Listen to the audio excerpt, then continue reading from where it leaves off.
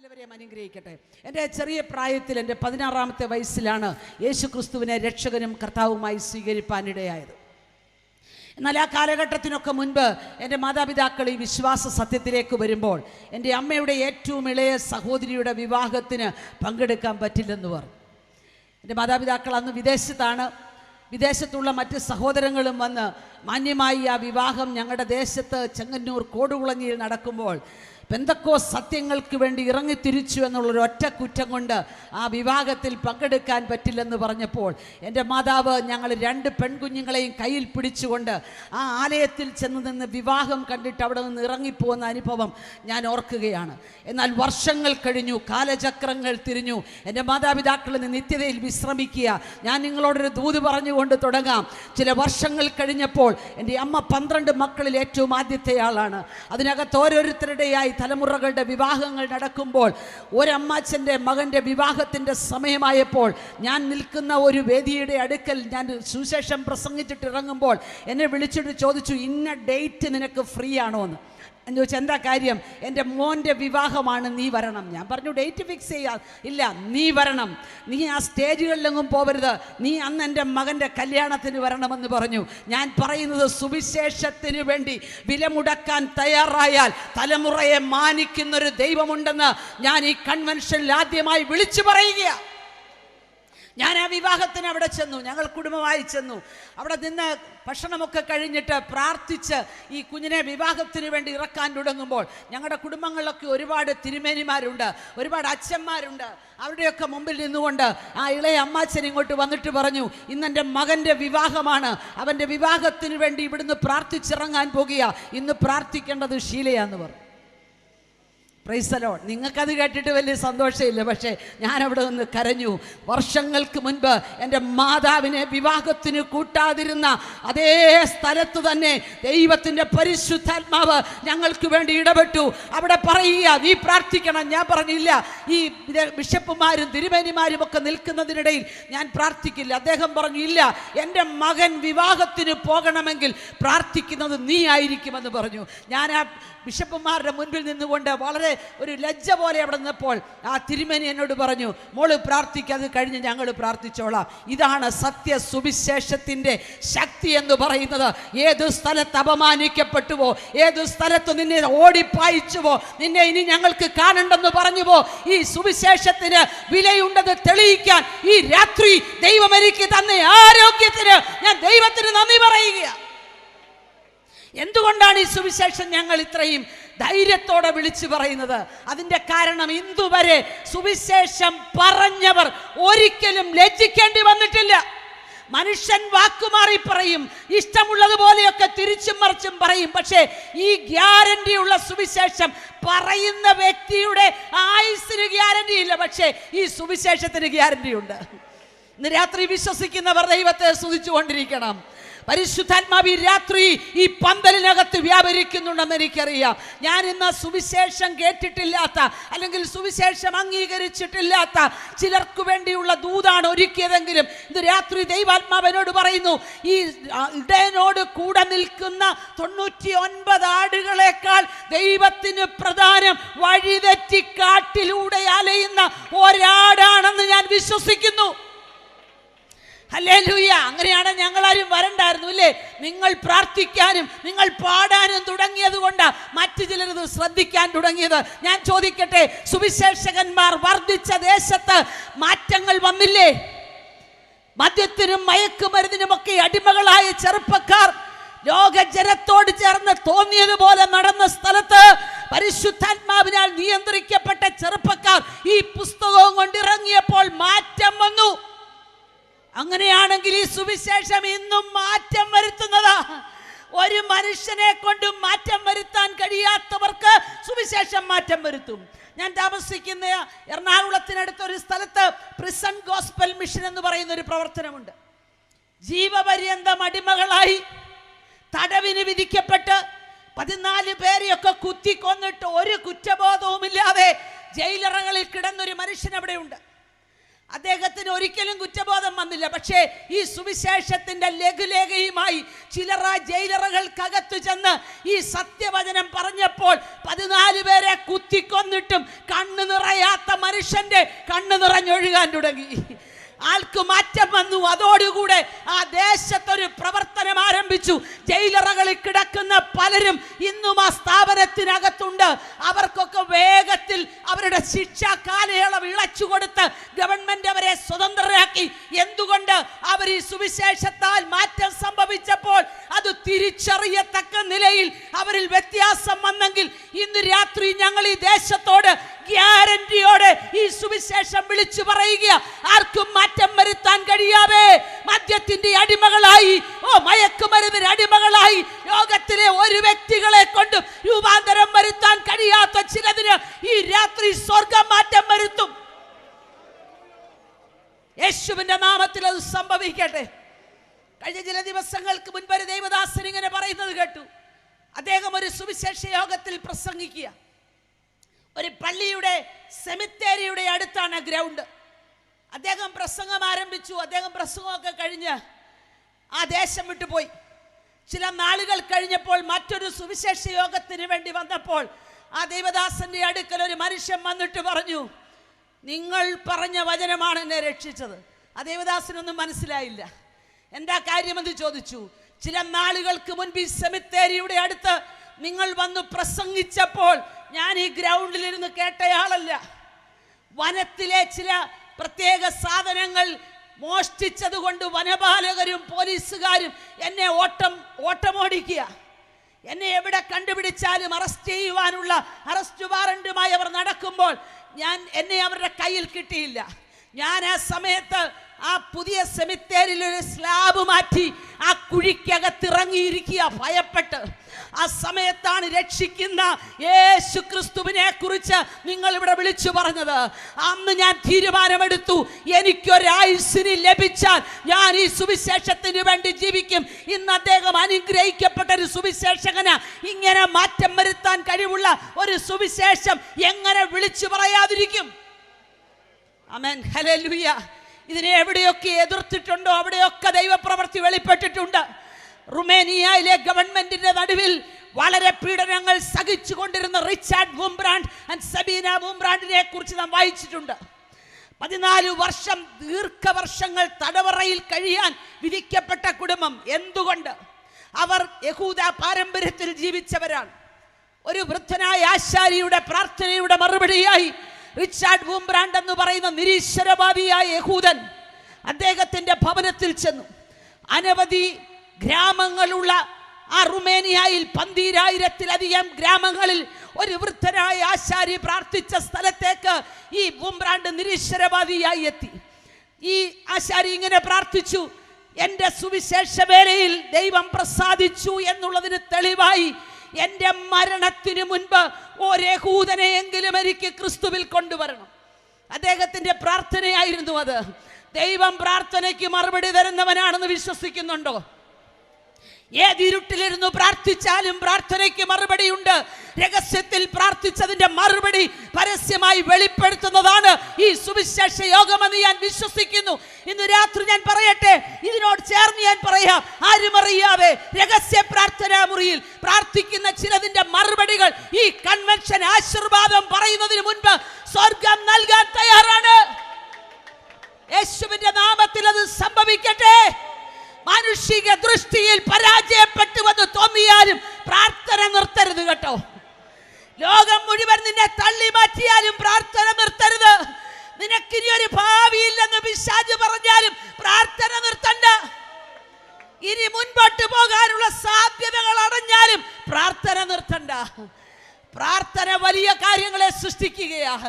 പ്രതീക്ഷിക്കുന്നതിനേക്കാൾ ഉന്നതമായ കാര്യങ്ങൾ പ്രാർത്ഥനയിലൂടെ അനുഭവിച്ച സാക്ഷ്യം ഞങ്ങളുടെ പക്കലുണ്ട്. ഇന്ന് രാത്രി സമയം പോരാന്നേ ഉള്ളൂ. ഞങ്ങളെ ഓരോരുത്തരെ എഴുന്നേൽപ്പിച്ചാൽ ഈ ഇടയ്ക്കാട് കുടുംബത്തിന്റെ സുവിശേഷ യോഗം മാസങ്ങൾ നീണ്ടേക്കാം. ഹല്ലേലൂയ. ഞങ്ങളുടെയൊക്കെ വ്യക്തിപരമായ ജീവിതത്തിൽ ദൈവം ചെയ്ത അത്ഭുതങ്ങൾ അത്ര വലുതാണ്. ഈ മനുഷ്യന്റെ പ്രാർത്ഥനയുടെ മറുപടിയായി നിരീശ്വരവാദിയായ ഈ മനുഷ്യൻ അവിടെ എത്തി. അല്പസമയം സുവിശേഷം പറഞ്ഞു. തൻ്റെ കീറിപ്പറഞ്ഞൊരു ബൈബിൾ എടുത്ത് തൻ്റെ കയ്യിൽ കൊടുത്തു. എന്നിട്ട് ബൂംബ്രാൻഡ് അത് മേടിച്ചു കൊണ്ടുപോയി. ആ പുസ്തകം വായിക്കാൻ തുടങ്ങിയപ്പോൾ ദൈവമില്ലെന്ന് പറഞ്ഞ് വിശ്വസിച്ച് അതിനുവേണ്ടി പ്രവർത്തിച്ച ബൂംബ്രാൻഡിന്റെ കണ്ണു തുറന്നു. ആ മനുഷ്യൻ സുവിശേഷത്തിൽ വിശ്വസിച്ചു, തൻ്റെ ഭാര്യ വിശ്വസിച്ചു. അങ്ങനെ കുടുംബമായി അവർ ദൈവിക പ്രവർത്തനത്തിൽ ഏർപ്പെട്ടതുകൊണ്ട് ആയിരക്കണക്കിന് ആൾക്കാരെ റുമേനിയയുടെ കമ്മ്യൂണിസ്റ്റ് ഭരണത്തിനകത്തുനിന്ന് സുവിശേഷ സത്യങ്ങളിലേക്ക് അദ്ദേഹം വേർതിരിച്ചു. ഹല്ലേലൂയ. അവരുടെ മകനായ മിഖായി എന്ന മകനെ കുറിച്ച് ഞാൻ വായിച്ചിട്ടുണ്ട്. അവനൊരു നിരീശ്വരവാദിയായി. കാരണം തൻ്റെ മാതാപിതാക്കൾ ഈ വിശ്വാസത്തിന് വേണ്ടി ഇറങ്ങിയിട്ട് അവർ തടവറയിൽ കിടക്കിയ. പിതാവ് 14 വർഷം, അമ്മ 2 വർഷം ഉടുത്തിരുന്ന വസ്ത്രം മാറാൻ കഴിയാതെ, മറ്റൊരു വസ്ത്രം ലഭിക്കാതെ 2 വർഷമായി ഒരു സ്ത്രീ ഒരു വസ്ത്രത്തിൽ മാത്രം കഴിയുന്നത് ചിന്തിക്കാൻ പറ്റുമോ സഹോദരിമാരെ? പക്ഷേ അവരവരുടെ വിശ്വാസം നഷ്ടപ്പെടുത്തിയില്ല. മിഖായി എന്ന് പറയുന്ന നിരീശ്വരവാദിയായ മകൻ അമ്മയെ കാണാൻ വന്നപ്പോൾ അമ്മയുടെ മുഖം വളരെ ക്ഷീണിച്ചാണെങ്കിലും അവർ വളരെ ധൈര്യത്തോടെ പറഞ്ഞു, മോനെ, യേശു ജീവിക്കുന്ന ദൈവമാ, അതുകൊണ്ട് ബാക്കിയൊന്നും നീ ശ്രദ്ധിക്കണ്ട, ഞാൻ സേവിക്കുന്ന ദൈവം ജീവനുള്ളവനാണെന്ന് പറഞ്ഞു. മിഖായി എന്ന നിരീശ്വരവാദി അവിടെ മുട്ടുകുത്തിയിട്ട് പറഞ്ഞു, ലോകത്തിലെ സകല തത്വസംഹിതകളും സുവിശേഷത്തിനെതിരെയും ക്രിസ്ത്യാനിത്വത്തിനെതിരെയും പ്രവർത്തിച്ചാലും എൻ്റെ അമ്മയുടെ വാക്കുകളുടെ മുൻപിൽ ഞാൻ ക്രിസ്തുവിന് വേണ്ടി എൻ്റെ ജീവിതം സമർപ്പിക്കുന്നു. ഹല്ലേലൂയ. അങ്ങനെയാണെങ്കിൽ പ്രാർത്ഥിക്കുന്ന, ദൈവത്തെ അന്വേഷിക്കുന്ന മാതാപിതാക്കളുടെ തലമുറ അല്പം വൈകി എന്ന് തോന്നിയാൽ ഈ രാത്രി പ്രാർത്ഥന നിർത്തണ്ട, അവർ മടങ്ങി വരികയാ. ഹല്ലേലൂയ. അങ്ങനെ അവരെ തടവറയിലിട്ട തടവറ ഒരാൾക്ക് മാത്രം കഷ്ടി നിൽക്കാൻ പറ്റുന്ന നിലയിൽ ഇരുമ്പ് കൊണ്ടുണ്ടാക്കിയ ആ കൂടിനകത്ത് നിർത്തി ജീവനുള്ള എലിയൊക്കെ അഴിച്ചുവിട്ട് ഇവരുടെ ശരീരത്തിൽ പിടിച്ചു നിർത്തുന്ന അനുഭവങ്ങളൊക്കെ കണ്ടു. പക്ഷേ ഒരു രാത്രി ഇവരെ 2 പേരെയും കൊന്നുകളയാൻ, റിച്ചാർഡ് ബൂംബ്രാൻഡിനെയും സബീന ബൂംബ്രാൻഡിനെയും കൊന്നുകളയുവാൻ അവിടുത്തെ ഭരണം തീരുമാനിച്ചു. ആ രാത്രിയിൽ ദൈവജനം പ്രാർത്ഥിക്കാൻ ആരംഭിച്ചു. പ്രാർത്ഥനയുടെ മറുപടിയായി ലഭിച്ച വിടുതൽ ഞാൻ പറയാനാണ് ഇവിടം വരെ വന്നത്. എന്താ സംഭവിച്ചെന്നറിയാമോ? രാത്രി 12 മണിക്ക് അവരെ തൂക്കിലിടണം എന്നുള്ള തീരുമാനത്തിൽ ഭരണകൂടം തീരുമാനിച്ചപ്പോൾ രാത്രി 12 മണിക്ക് മുൻപ് ആ ദേശത്തിലെ ജനം ഒന്നിച്ച് ആ ഭരണകൂടത്തെ ഓടിച്ചു കളഞ്ഞു. അവരവിടുന്ന് പലായനം ചെയ്യേണ്ടി വന്നു. ദൈവത്തെ അന്വേഷിക്കുന്ന ഭക്തന്മാർ അവിടെ ഉറച്ചു നിന്നു. ഒരു വാക്കൂടെ പറയട്ടെ, ഇന്ന് ആ തടവറയെ ഒരു ബൈബിളിന്റെ സാഹിത്യശാലയാക്കി മാറ്റി അനവധി പരിഭാഷകൾ നിരത്തി വച്ചിരിക്കുന്ന ഒരു ബൈബിൾ സാഹിത്യശാലയായെങ്കിൽ ഇന്ന് രാത്രി ദൂര കാഴ്ച കൊണ്ട് പ്രാർത്ഥിക്കുന്ന ഭക്തന്മാരോട് ഞാൻ ആത്മാവിൽ പറയാം, നിങ്ങൾ ഇന്ന് പ്രാർത്ഥിക്കുന്നതിന്റെ മറുപടി ഒരുപക്ഷെ കണ്ണടയുന്നതിന് മുൻപ് കണ്ടില്ലെങ്കിലും ഭാരപ്പെടേണ്ട. തലമുറ കാലത്ത് അത് മുഴുവൻ തിരിച്ചു വരാൻ പോകുക. നഷ്ടമായത് മുഴുവൻ തിരിച്ചു തരുന്ന ഒരു സ്വർഗത്തെയാണ് നാം സേവിക്കുന്നത്. എന്ത് നഷ്ടമായി പറ, അത് തിരിച്ചു തരാൻ ഞാൻ റെഡിയാ. ഹല്ലേലൂയ. അതുകൊണ്ടാണ് ഞങ്ങൾ ധൈര്യത്തോടെ സുവിശേഷം പ്രസംഗിക്കുന്നത്. ഞങ്ങൾക്ക് സുവിശേഷം പ്രസംഗിക്കാൻ ഒരു പേടിയില്ല. കാരണം ഞങ്ങൾക്ക് സുവിശേഷത്തെ കുറിച്ച് ലജ്ജയില്ല. ലജ്ജിക്കാത്തൊരു സുവിശേഷമാണ് ഞങ്ങൾ പറയുന്നത്. ഇന്ന് വരെ ഇത് മാറ്റി പറയേണ്ടി വന്നിട്ടില്ല. മറ്റ് പലതും മാറ്റി പറഞ്ഞു. ഇന്ന് പറയുന്ന നിയമങ്ങൾ മാറ്റി, മനുഷ്യരുടെ വാക്കുകൾ സോറി എന്ന് പറഞ്ഞ് മാറ്റാം. പക്ഷേ ഒരിക്കൽ പോലും വേദപുസ്തകം എഴുതിയ കർത്താവ് സോറി പറഞ്ഞില്ല. ഈ ബൈബിളിലെ പ്രവചനങ്ങളൊന്നും മനുഷ്യന്റെ ഇഷ്ടത്താൽ എഴുതി വെച്ചതല്ല.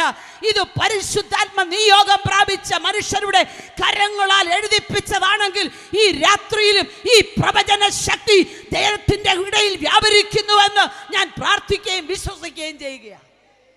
അതുകൊണ്ട് തന്നെ ഞങ്ങൾ ഈ ദേശത്ത് സുവിശേഷം പറയാൻ നിർബന്ധിതരാകുന്നു.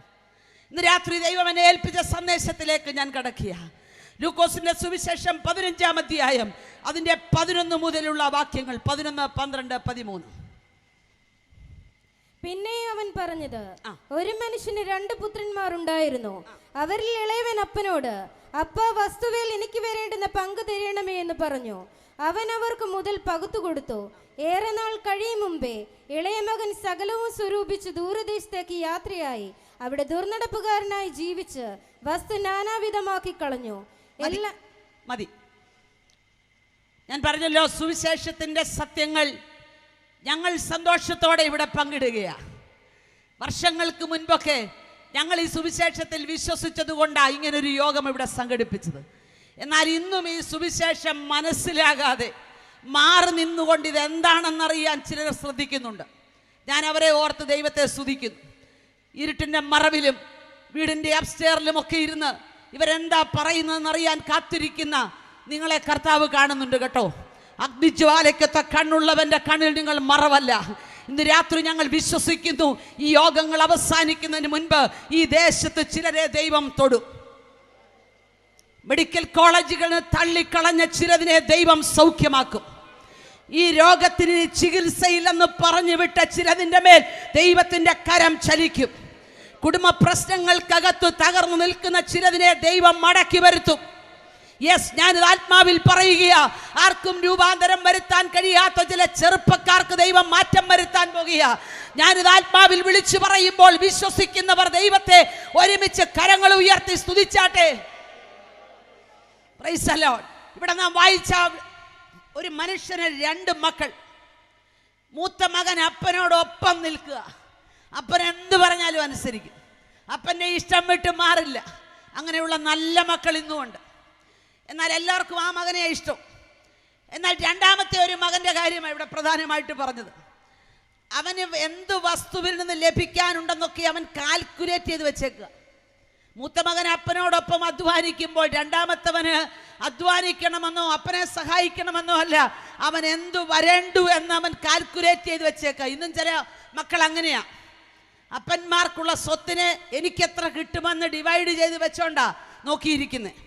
അങ്ങനെ കിട്ടിയത് കൊണ്ട് അവൻ ദൂരദേശത്തേക്ക് യാത്രയായി. ഞാൻ വേദപുസ്തകത്തിലെ ചില യാത്രകളെ കുറിച്ച് ഇന്ന് രാത്രി പറയുന്നു. ദൂരദേശത്തേക്ക് യാത്രയായി. അങ്ങോട്ട് പോകുമ്പോൾ എത്ര പേരായിരുന്നെന്നറിയാവോ? അപ്പുറത്തെ സഹോദരനും ഇപ്പുറത്തെ കൂട്ടുകാരനും ഒക്കെ കൂടെയുണ്ട്. കാരണം വരേണ്ടുന്ന പങ്ക് കയ്യിലുണ്ടല്ലോ. കയ്യിൽ പണമുള്ളപ്പോൾ, ആരോഗ്യമുള്ളപ്പോൾ ഒരുപാട് കൂട്ടുകാർ നമുക്കുണ്ട്.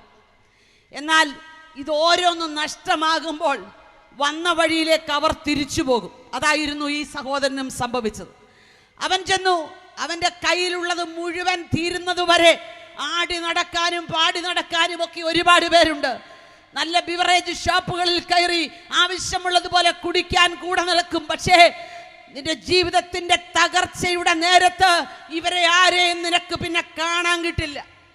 ഇന്ന് രാത്രി ഞാനിത് പറയുമ്പോൾ പറയുക, ദൂരദേശത്തേക്ക് യാത്രയായ ചില തലമുറകളോട് ഞാൻ പറയുക, നിങ്ങൾക്ക് ഇന്നുള്ള ആരോഗ്യം നഷ്ടപ്പെടും. ഇന്നുള്ള സകല നന്മകളും തീരും. സഹായിക്കാമെന്ന് പറഞ്ഞവർ കൈവിടും. പക്ഷേ നിങ്ങളെ നോക്കിയിരിക്കുന്ന വഴിക്കണ്ണുകളുമായി ഇറങ്ങിപ്പോയപ്പോൾ മുതൽ മടങ്ങി വരുമെന്ന പ്രതീക്ഷയോടെ കാത്തിരിക്കുന്ന ഒരപ്പനെ ഇന്ന് രാത്രി ഞങ്ങൾ ഈ ദേശത്തിന് പരിചയപ്പെടുത്തുകയാണ്. ഹല്ലേലൂയ. ഈ മനുഷ്യൻ പോയപ്പോൾ മുതൽ അപ്പൻ ഇങ്ങനെ വാതുക്കെ നോക്കിയിരിക്കുക തിരിച്ചു വരുന്നത്. അവന് തിരിച്ചു വരാൻ മനസ്സില്ല. പണം തീർന്നു, ചെറുപ്പക്കാരെല്ലാം വിട്ടുപോയി, സൂഹിക്കാവുന്ന എല്ലാ സുഖങ്ങളും തീർന്നു. ഒടുവിൽ അവൻ പന്നിയുടെ മുമ്പിൽ മുട്ടുകുത്തേണ്ടി വന്നു. പന്നിക്ക് കൊടുക്കുന്നത് കൊണ്ട് തൃപ്തിയാകാമെന്ന് വിചാരിച്ചു. പക്ഷേ പന്നിയുടെ ഭക്ഷണവും പന്നിക്ക് പോലും തികയുന്നില്ല. അങ്ങനെ വന്നപ്പോഴാണ് അവൻ്റെ അകത്തൊരു ചേഞ്ച് വന്നത്. ഞാൻ എൻ്റെ ഭാഷയിൽ പറഞ്ഞാൽ അവൻ്റെ അകത്തൊരു മാനസാന്തരം വന്നു. ആ മാനസാന്തരം വന്നപ്പോൾ അവൻ ചിന്തിച്ചു, ഇല്ല, ഞാൻ എൻ്റെ അപ്പൻ്റെ ഭവനത്തിലേക്ക് പോകും. ആ സമയത്ത് യേശു അവൻ്റെ കൈക്ക് പിടിച്ചു.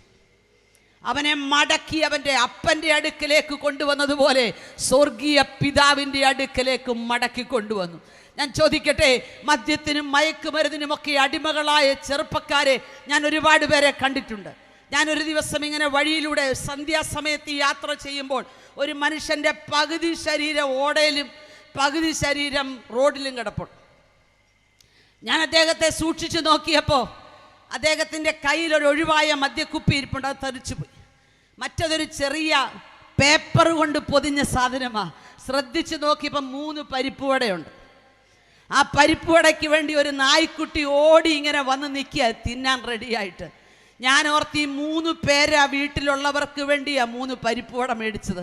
നോക്കി കാത്തിരിക്കുന്ന ഭാര്യയും 2 മക്കളെ ഉദ്ദേശിച്ച് മേടിച്ച പരിപ്പുവട വീട്ടിലെത്തിയില്ല. കണ്ട നായി കഴിക്കേണ്ട ഗതികേട് വന്നു. താൻ അധ്വാനിച്ചുണ്ടാക്കിയ ബെഡ് വീട്ടിലുണ്ട്, പക്ഷേ അവയെ കിടക്കാൻ തനിക്ക് യോഗമില്ല. ഓടയ്ക്കകത്ത് മറ്റുള്ളവരുടെ വിസർജ്യങ്ങൾ കടന്നു പോകുന്ന ഓടയ്ക്കകത്ത് കിടക്കേണ്ടി വരുന്നു. ഇന്ന് രാത്രി ഞങ്ങളെ എവിടെയെങ്കിലും ഒക്കെ നിന്ന് ശ്രദ്ധിക്കുന്ന പ്രിയ യൗവനക്കാരനായ സുഹൃത്തുക്കളെ, ഞങ്ങൾക്ക് നിങ്ങളോട് പറയാനൊരു വാക്കുണ്ട്. നിങ്ങളുടെ വീടിനകത്ത് സ്നേഹം പകരുവാൻ ദൈവമാക്കി വെച്ച കുടുംബ ബന്ധങ്ങളെ തകർക്കുന്ന പൈശാചികമായ പദ്ധതികളെ വിട്ട് യേശുവിലേക്ക് മടങ്ങി വരാൻ. നിങ്ങൾ നശിക്കുന്നത് കാണാൻ ഒരുപാട് പേർക്ക് ഇഷ്ടമാണ്, പക്ഷെ നിങ്ങൾ മടങ്ങി വന്ന് ദൈവസ്നേഹത്തിൽ എത്തുന്നത് കാണാൻ വഴിക്കണ്ണുകളുമായി കാത്തിരിക്കുന്ന ഒരു പിതാവിനെ ഞങ്ങൾ ഈ രാത്രി ദേശത്തൊരിക്കൽ കൂടെ ഉയർത്തുകയാണ്. അവനിലേക്കൊന്ന് മടങ്ങി വന്നാൽ മാത്രമേ ഈ സന്തോഷം പ്രാപിക്കാൻ പറ്റുള്ളൂ. ഇന്ന് രാത്രി ഇതിനകത്തിരിക്കുന്ന ഓരോരുത്തരെയും വിളിച്ചു ചോദിച്ചാൽ പറയും, ഞങ്ങളും ഒരു കാലത്ത് ഇങ്ങനെ ലോകത്തിന്റെ ഇമ്പങ്ങൾക്കും ആഡംബരങ്ങൾക്കും വേണ്ടി ഓടിയവരാ, പക്ഷെ ഞങ്ങൾക്ക് സമാധാനം കിട്ടിയില്ല. ഞങ്ങളുടെ കയ്യിലുള്ള പണം തീർന്നു, ആരോഗ്യം നഷ്ടപ്പെട്ടു. മെഡിക്കൽ കോളേജുകളിലെ വാർഡുകളിൽ ഞങ്ങൾ ദീർഘദിവസങ്ങൾ കിടന്നു. ഞങ്ങളുടെ സുഹൃത്തുക്കളൊക്കെ വരാതെയായി. ആ സമയത്തൊരു ലഘുലേഖയുമായി ഞങ്ങളുടെ അടുക്കൽ വന്ന സുവിശേഷകന്റെ വായിലൂടെ വന്ന ആ വചനത്തിനകത്ത് ഞങ്ങൾക്കൊരു മാറ്റം വന്നു. ഇന്ന് രാത്രി അപ്രകാരമുള്ള ചിലതിനെ ഈ ദേശത്ത് ദൈവം വീണ്ടും കൊണ്ടുവരികയാ.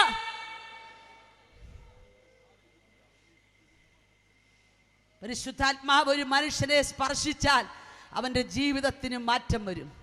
ഞാനൊരു കാര്യം ചോദിക്കട്ടെ, അപ്പൻ്റെ അടുക്കൽ നിന്ന് പോയപ്പോൾ അവൻ ഉടുത്ത വസ്ത്രമാണോ ഇത്രയും നാൾ കഴിഞ്ഞിട്ടും അവൻ ഉടുത്തോണ്ട് വരുന്നേ? അല്ലായിരിക്കുമല്ലോ. അതൊക്കെ പഴകി വേറെ ഉടുത്തു കാണും.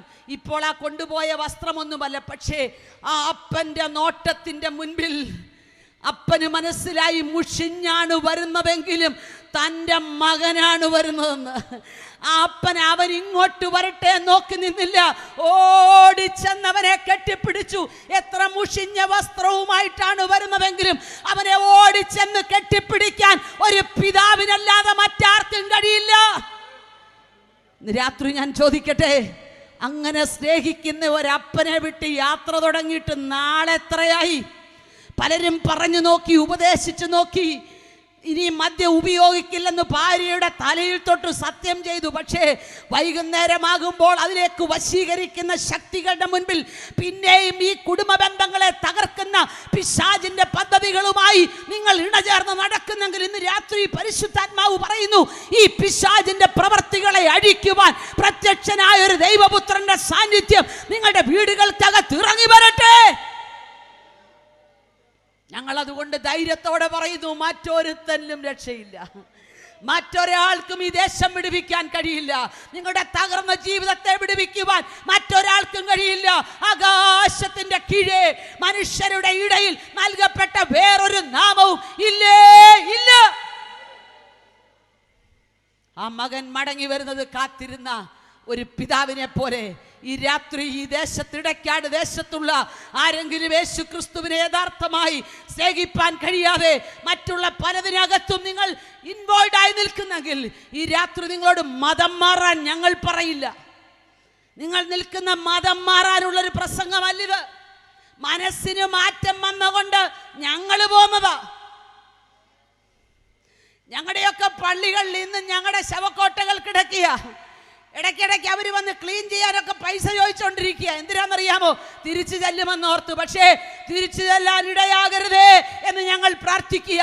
ഞങ്ങൾ കണ്ടെത്തിയ ഈ സുവിശേഷത്തിന്റെ ശക്തി അത് മരണം വരെ ഞങ്ങളെ സ്വാധീനിക്കുന്നതാണ്. ഇതിന്റെ മുൻപിൽ ഞങ്ങൾ മാറി നിൽക്കുകയില്ല. പീഡനങ്ങൾ വർദ്ധിക്കുന്നു, വടക്കേ ഇന്ത്യയിൽ രക്തസാക്ഷി മരണങ്ങൾ വർദ്ധിക്കുന്നു. പലരും ഞങ്ങളോട് ചോദിക്കാറുണ്ട്, നിങ്ങൾക്ക് ഭയമുണ്ടോ എന്ന്. ഇല്ല, ഞങ്ങൾക്കൊരു ഭയവുമില്ല. ഞങ്ങളെ രക്ഷിച്ച ഈ സത്യസുവിശേഷത്തിന് വേണ്ടി മരിക്കാൻ ഞങ്ങൾക്ക് ഭയമില്ല. വേദപുസ്തകത്തിലെ യാത്രകളിൽ എന്നെ സ്വാധീനിച്ച ഏറ്റവും വലിയ യാത്രയാണ് ഈ മുടിയൻ പുത്രൻ എന്ന് വിളിക്കുന്ന അവൻ്റെ മടക്കയാത്ര. മറ്റു പല യാത്രകളുമുണ്ട്. ഒന്ന് സക്കായി എന്ന് പറയുന്ന മനുഷ്യൻ ടാക്സ് കളക്ടറാണ്. ലോകപ്രകാരം പദവിയൊക്കെ ഉണ്ട്. പക്ഷേ അവൻ്റെ ഹൃദയത്തിനകത്തൊരാഗ്രഹം യേശു എങ്ങനെയുള്ളവനാണെന്നറിയണം. യേശുവിനെ കാണാൻ വേണ്ടി വന്നതാ, പക്ഷെ യേശുവിനെ കൊണ്ടാ പോയത്. ഇന്ന് രാത്രി യേശുവിനെ കാണാൻ ആരെങ്കിലും വന്നോ? ഈ സുവിശേഷ യോഗത്തിൽ ആൾക്കാർ വരുന്നുണ്ട്, എങ്ങനെ ഉണ്ടെന്നൊന്ന് കാണാം. ഒരു സ്ത്രീയാ പ്രസംഗിക്കുന്നത്, എന്താ പറയുന്നതെന്ന് കേൾക്കാം. ഇതൊക്കെ നല്ലതാ, പക്ഷേ നിങ്ങൾ യേശുവുമായിട്ടേ മടങ്ങിപ്പോകാവുള്ളൂ. നിങ്ങൾ വന്നതുപോലെ പോകരുത്. സക്കായിയോട് ചോദിക്കണം, സക്കായി, യേശുവിനെ കണ്ടതുകൊണ്ട് നിനക്കെന്താ മാറ്റം വന്നേ? എൻ്റെ ജീവിതം മുഴുവൻ മാറി. ഞാൻ മറ്റുള്ളവരിൽ നിന്ന് പിരിച്ചെടുക്കാൻ മാത്രം ആഗ്രഹിച്ചൊരു മനുഷ്യനാ, പക്ഷെ യേശുവിനെ കണ്ടപ്പോൾ എനിക്ക് ഇങ്ങോട്ട് കിട്ടാനല്ല, കൊടുക്കാനൊരു മനസ്സാണ് എനിക്കുണ്ടായത്. ഞങ്ങളും അങ്ങനെ കൊടുക്കാൻ ആഗ്രഹിക്കുന്നവരാ. ജീവിതത്തിൽ പരാജയങ്ങളൊക്കെ സംഭവിച്ചവരായിരിക്കാം. ഒരു കാലത്ത് ഞങ്ങളും കടഭാരങ്ങളിലൂടെയൊക്കെ പോയവരായിട്ട് നിങ്ങൾ കണ്ടിട്ടുണ്ടായിരിക്കാം. പക്ഷേ കൊടുക്കാൻ ആരംഭിച്ചപ്പോൾ ദൈവം ഞങ്ങളെ അനുഗ്രഹിക്കാൻ ആരംഭിച്ചു. ഇന്ന് രാത്രി ഞങ്ങൾ ഒരുമിച്ച് ധൈര്യത്തോടെ പറയാം, എപ്പോൾ ദൈവരാജ്യത്തിന് വേണ്ടി കൊടുക്കാൻ ഞങ്ങളുടെ കൈ തുറന്നു, അന്നു മുതൽ ഞങ്ങൾ അനുഗ്രഹിക്കപ്പെടുകയാ.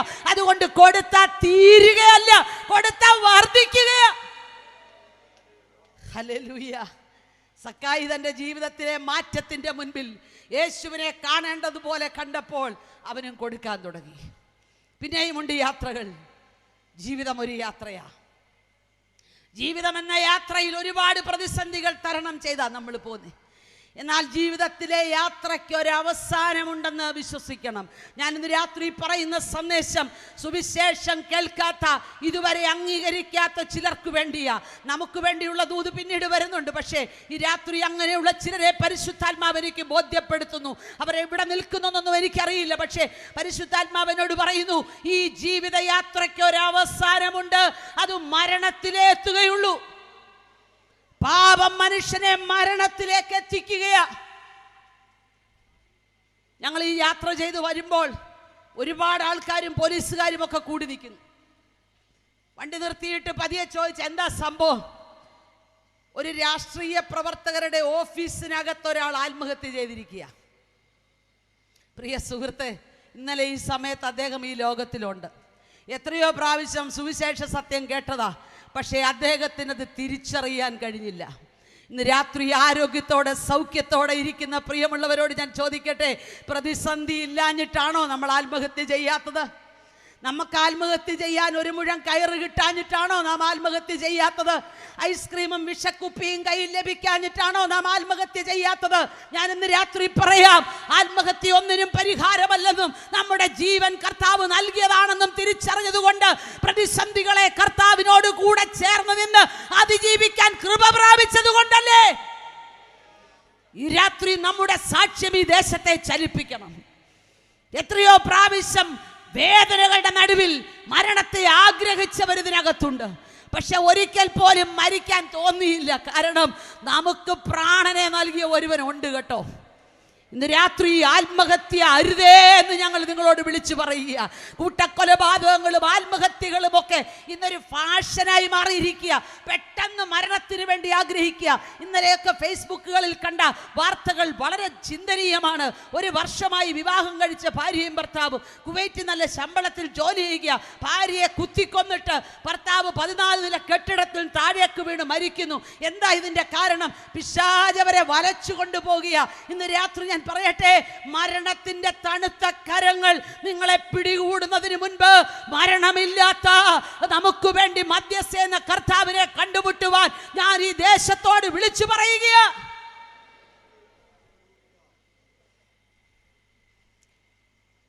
ഞങ്ങളൊക്കെ താമസിക്കുന്ന സ്ഥലത്ത് ഒരുപാട് കത്തോലിക്ക സഹോദരങ്ങളൊക്കെ താമസിക്കുന്നുണ്ട്.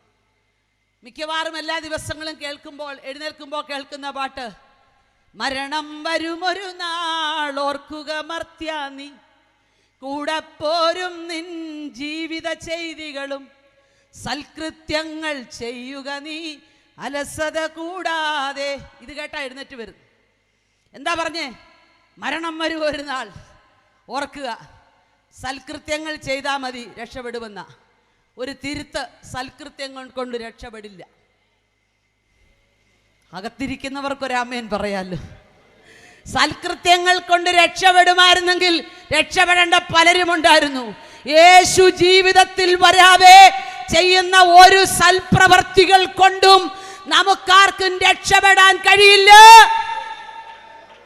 സകല മാനവജാതിയുടെയും പാപത്തിന്റെ പരിഹാരത്തിനു വേണ്ടി ക്രൂശിൽ തകർക്കപ്പെട്ട ക്രിസ്തു ജീവിതത്തിലെത്താതെ ചെയ്യുന്ന സൽപ്രവർത്തികൾ മുഴുവൻ വെള്ളത്തിൽ വരച്ച വര പോലെയാണ്. അതുകൊണ്ട് സൽപ്രവർത്തികൾ കൊണ്ടാരും രക്ഷപ്പെടത്തില്ല. യാക്കോബായ സഭയിൽ ഞങ്ങൾ നിന്നപ്പോൾ അവിടെ പാടുന്നൊരു മനോഹരമായ പാട്ടുണ്ട്. മരണത്തിൻ ദൂതൻ അരികെ വന്നപ്പോൾ ചുറ്റും നോക്കി തുണ ചെയ്യുവാൻ വന്നില്ലാരും. ഇത് ഈ ശവം എടുക്കുന്ന സമയത്ത് തിരക്കോടെ അച്ഛൻ പാടുക, നമ്മളും കേൾക്കണില്ല, ശവോട്ട് കേൾക്കുന്നുമില്ലല്ലോ, ആരും ശ്രദ്ധിക്കുന്നില്ല. പക്ഷേ അർത്ഥമൊന്ന് നോക്കിക്കേ. മരണത്തിന്റെ ദൂതൻ നിന്റെ അടുക്ക വന്നപ്പോൾ ചുറ്റുപാടും നോക്കി ആരെങ്കിലും സഹായിക്കാനുണ്ടോന്ന് ആർക്കും സഹായിക്കാൻ പറ്റിയില്ല. അങ്ങനെയാണെങ്കിൽ മരണത്തിന്റെ സമയത്ത് സഹായിക്കുന്നതിനേക്കാൾ ആരോഗ്യമുള്ളപ്പോൾ സഹായിക്കാൻ കഴിവുള്ള ഒരു ദൈവപുത്രനെയാ ഞങ്ങൾ ഇവിടെ ഉയർത്തുന്നത്. അവനെ മരിച്ചവരുടെ ഇടയിലല്ല അന്വേഷിക്കേണ്ടത്, അവൻ ജീവനുള്ളവനാണ്. ഇന്ന് രാത്രി ഞങ്ങൾ നിങ്ങളോട് പറയുന്നു, മരണത്തിന്റെ മുന്നമേ മരണമില്ലാത്തവനെ ഒന്ന് കണ്ടുപിടിക്കാമോ? നിങ്ങളുടെ അമ്മയുടെ ഉദരത്തിൽ ഉരുവാകുന്നതിന് മുൻപേ ആ കണ്ണുകൾ നിങ്ങളെ കണ്ടത്. അങ്ങനെയാണെങ്കിൽ ആ കർത്താവിനെ ഒന്ന് തിരിച്ചറിയാൻ ഒരു സമയം ഒന്ന് മാറ്റിവെക്കാമോ? വെള്ളത്തിൽ യാത്രയിൽ വെച്ചാണോ? ആരാധനയ്ക്കായി പള്ളിയിൽ പോകുന്ന നേരത്താണോ? കള്ളം പറഞ്ഞ് ചിലർ വ്യാപാര ചന്തയിലോ കള്ളക്കേസിന് പോയി കച്ചേരി തിണ്ണയിലോ? വളരെ മനോഹരമായ ഒരു പാട്ട് ഞങ്ങൾ കേരളത്തിന്റെ 14 ജില്ലകളിലും പരസ്യയോഗങ്ങളിൽ പാടാറുണ്ട്. എപ്പോഴാണ് എൻ്റെ സോദര മൃത്യു വരുന്നെന്നറിയായികയാൽ കാത്തിരിക്കുക. പക്ഷേ യാത്ര എവിടെ വെച്ച് തീരുവെന്നറിയില്ല കേട്ടോ. വെള്ളത്തിലെ യാത്രയിൽ വെച്ചാണോ മരണം? അറിയില്ല. നാം സഞ്ചരിക്കുന്ന വാഹനത്തിൽ വെച്ചാണോ മരണം? അറിയില്ല. ഏതെങ്കിലും കാര്യങ്ങൾക്ക് വേണ്ടി വ്യാപാര ചന്തയിൽ ചെല്ലുമ്പോഴാണോ? അറിയില്ല. മരണത്തിന്റെ സമയം അറിയാത്തത് കൊണ്ട് അതിനു മുൻപ് മരണമില്ലാത്തവനെ കാണണം. ഹല്ലേലൂയ. അതിനുശേഷം മരിക്കുന്നവരൊക്കെ ഭാഗ്യമുള്ളവരാ. ക്രിസ്തുവിൽ മരിക്കുന്ന മൃതന്മാർ ഭാഗ്യമുള്ളവർ. ഇന്ന് രാത്രി ഞാൻ പറയട്ടെ, ക്രിസ്തുവിലാണ് ജീവിതമെങ്കിൽ ക്രിസ്തുവിലുള്ള മരണമാണ് ഭാഗ്യം. മൂന്നാമത്തെ യാത്രയെക്കുറിച്ച് ഞാൻ വേഗത്തിൽ പറഞ്ഞു വിടുക, എൻ്റെ മുമ്പിലുള്ള സമയം കുറവായതുകൊണ്ട്. അടുത്തൊരു യാത്രയാണ് ഏറ്റവും പ്രധാനപ്പെട്ട യാത്ര. സ്വർഗത്തിൽ നിന്ന് ഭൂമിയിലേക്ക് വന്ന ദൈവപുത്രന്റെ യാത്ര. മറ്റുള്ളതെല്ലാം വ്യക്തിപരമായ ജീവിതത്തിന്റെ സന്തോഷത്തിന് വേണ്ടിയുമൊക്കെ നാം യാത്ര ചെയ്തതാ. പക്ഷേ സ്വർഗത്തിൽ പിതാവിനോട് സമമായി നിന്ന ദൈവപുത്രൻ ഭൂമിയിലേക്ക് വന്നത് ഒരു വെറും കഥയല്ല, അതൊരു സംഭവമായിട്ട് വരാൻ കാരണം എന്നെയും നിങ്ങളെയും ഓർത്തത് കൊണ്ടാണെന്ന് വിശ്വസിക്കുന്ന ദൈവജനം ദൈവത്തെ സ്തുതിച്ചാട്ടെ. സ്വന്തം പുത്രനെ ആദരിക്കാതെ നമുക്ക് വേണ്ടി ഏൽപ്പിച്ചു തരുവാൻ പിതാവിന് പ്രസാദം തോന്നി. എങ്ങനെ? കാൽവറി ക്രൂശിൽ താൻ മരിക്കുന്നതിന് നൂറ്റാണ്ടുകൾക്ക് മുൻപ് തന്നെ ആ മരണത്തെക്കുറിച്ച് പ്രവാചകന്മാരിലൂടെ എഴുതി വെച്ചു. താൻ ജനിക്കുന്ന സ്ഥലത്തെക്കുറിച്ച്, സമയത്തെക്കുറിച്ച്, ബേത്ലഹേമിലുള്ള ജനത്തെക്കുറിച്ച്, കന്യകയുടെ സന്തതിയായി ജനിക്കുന്നതിനെ കുറിച്ച്, കഴുതപ്പുറത്ത് യെരൂശലേമിലേക്ക് വരുന്നതിനെ കുറിച്ച്, അങ്ങനെ സ്വന്തം സ്നേഹിതനാൽ ഒറ്റിക്കൊടുക്കപ്പെടുന്ന കാര്യം വരെയും, അങ്ങനെ അവസാനം വരെ തൻ്റെ മരണത്തിൽ താൻ സമ്പന്നന്മാരോട് കൂടെയാണെന്നതുവരെ തലേ ദിവസമല്ല നൂറ്റാണ്ടുകൾക്ക് മുൻപേ എഴുതി വെച്ചതാണെങ്കിൽ യേശു ക്രിസ്തുവിന്റെ മരണം ഒരു കെട്ടുകഥയല്ല, അതൊരു സത്യമാണ്. സകല മാനവജാതിയും ദൈവത്തിൽ നിന്ന് അകന്ന് ദൈവകൃപ വിട്ട് പാപത്തിനകത്ത് വസിക്കുമ്പോൾ അവരെ മടക്കി വരുത്തുവാൻ യാഗകർമ്മങ്ങൾ കൊണ്ട് സാധ്യമല്ല. ഏറ്റവും വില കൂടിയ യാഗങ്ങൾ കഴിച്ചിട്ടും മനുഷ്യനെ അവന്റെ പാപത്തിൽ നിന്ന് മടക്കി വരുത്താൻ കഴിയുന്നില്ല എന്ന് കണ്ടപ്പോൾ ആരെ ഞാൻ അയക്കേണ്ടു, ആരെനിക്ക് വേണ്ടി പോകുമെന്നുള്ള ശബ്ദത്തിന്റെ മുൻപിൽ ഞാൻ പോകാം, അടിയനെ അയക്കണമേ എന്ന് പറഞ്ഞ് എനിക്കും നിങ്ങൾക്കും വേണ്ടി കാൽവറിയിൽ വെളിപ്പെട്ട ആ ദൈവസ്നേഹം, ഇന്ന് രാത്രി ആ സ്നേഹത്തിന്റെ ആഴം തിരിച്ചറിഞ്ഞവർ ദൈവത്തെ സ്തുതിക്കാതിരിക്കരുത്. പരിശുദ്ധാത്മാവ് ഇത് രാത്രി നമ്മളോട് സംസാരിക്കുക. ആ യാത്രയാണ് നമുക്ക് പ്രയോജനമായത്. നാം ഒരു കാലത്ത് ദൈവത്തിൻ്റെ ഇഷ്ടമില്ലാത്ത വഴികളിൽ ദൈവത്തെ അറിയാത്തവരായി ജീവിച്ചപ്പോൾ അതിൽ നമ്മളെ വിടുവിക്കാൻ വേണ്ടി കർത്താവ് ഈ ഭൂമിയിലേക്ക് വന്നത് സത്യമാണെന്ന് വിശ്വസിച്ചുകൊണ്ട് ഈ പുസ്തകം കരങ്ങളിലെടുത്ത ദൈവഭക്തന്മാരെ, നാം ഇനി അധികകാലം ഈ വേദന അനുഭവിച്ച് ഈ ഭൂമിയിൽ കാത്തിരിക്കേണ്ടി വരില്ല. മരണം കാണാതെ എടുക്കപ്പെടുന്ന ഒരു കൂട്ടരുണ്ട്, നമ്മളായിരിക്കുമെന്ന് എൻ്റെ വിശ്വാസം. ആ വിശ്വാസമുള്ളവരൊക്കെ ഒന്ന് കർത്താവിനെ സ്തുതിച്ചാട്ടെ. ഈ സുവിശേഷ യോഗത്തിൽ നാം നമ്മുടെ പങ്കെടുക്കുകയാണ്. നാം നമ്മുടെ പങ്ക് വിളിച്ചു പറയുക. ഈ സുവിശേഷം സത്യമാണെന്ന് നിങ്ങളുടെ പ്രതിനിധിയായി ഞാനിവിടെ വിളിച്ചു പറയുമ്പോൾ നിങ്ങൾ ദേശത്തിന്റെ നടുവിൽ നിന്നുകൊണ്ട് പറയുക, അതെ ഞങ്ങളും അതിന് സാക്ഷികള്. സ്വർഗത്തിൽ നിന്ന് വന്ന ദൈവപുത്രൻ ഭൂമിയിൽ കുറെ സ്കൂളും കോളേജും പണിയാനോ ആശുപത്രി പണിയാനോ വന്നതല്ല. നമ്മളെപ്പോലെയുള്ള സമശിഷ്ടങ്ങൾ ഇപ്പോഴും പാപത്തിനകത്ത് കിടക്കുമ്പോൾ നമ്മുടെ ദൗത്യം മറക്കരുതെന്നും കൂടെ ഞാൻ ഇതോടൊപ്പം ഓർപ്പിക്കുക.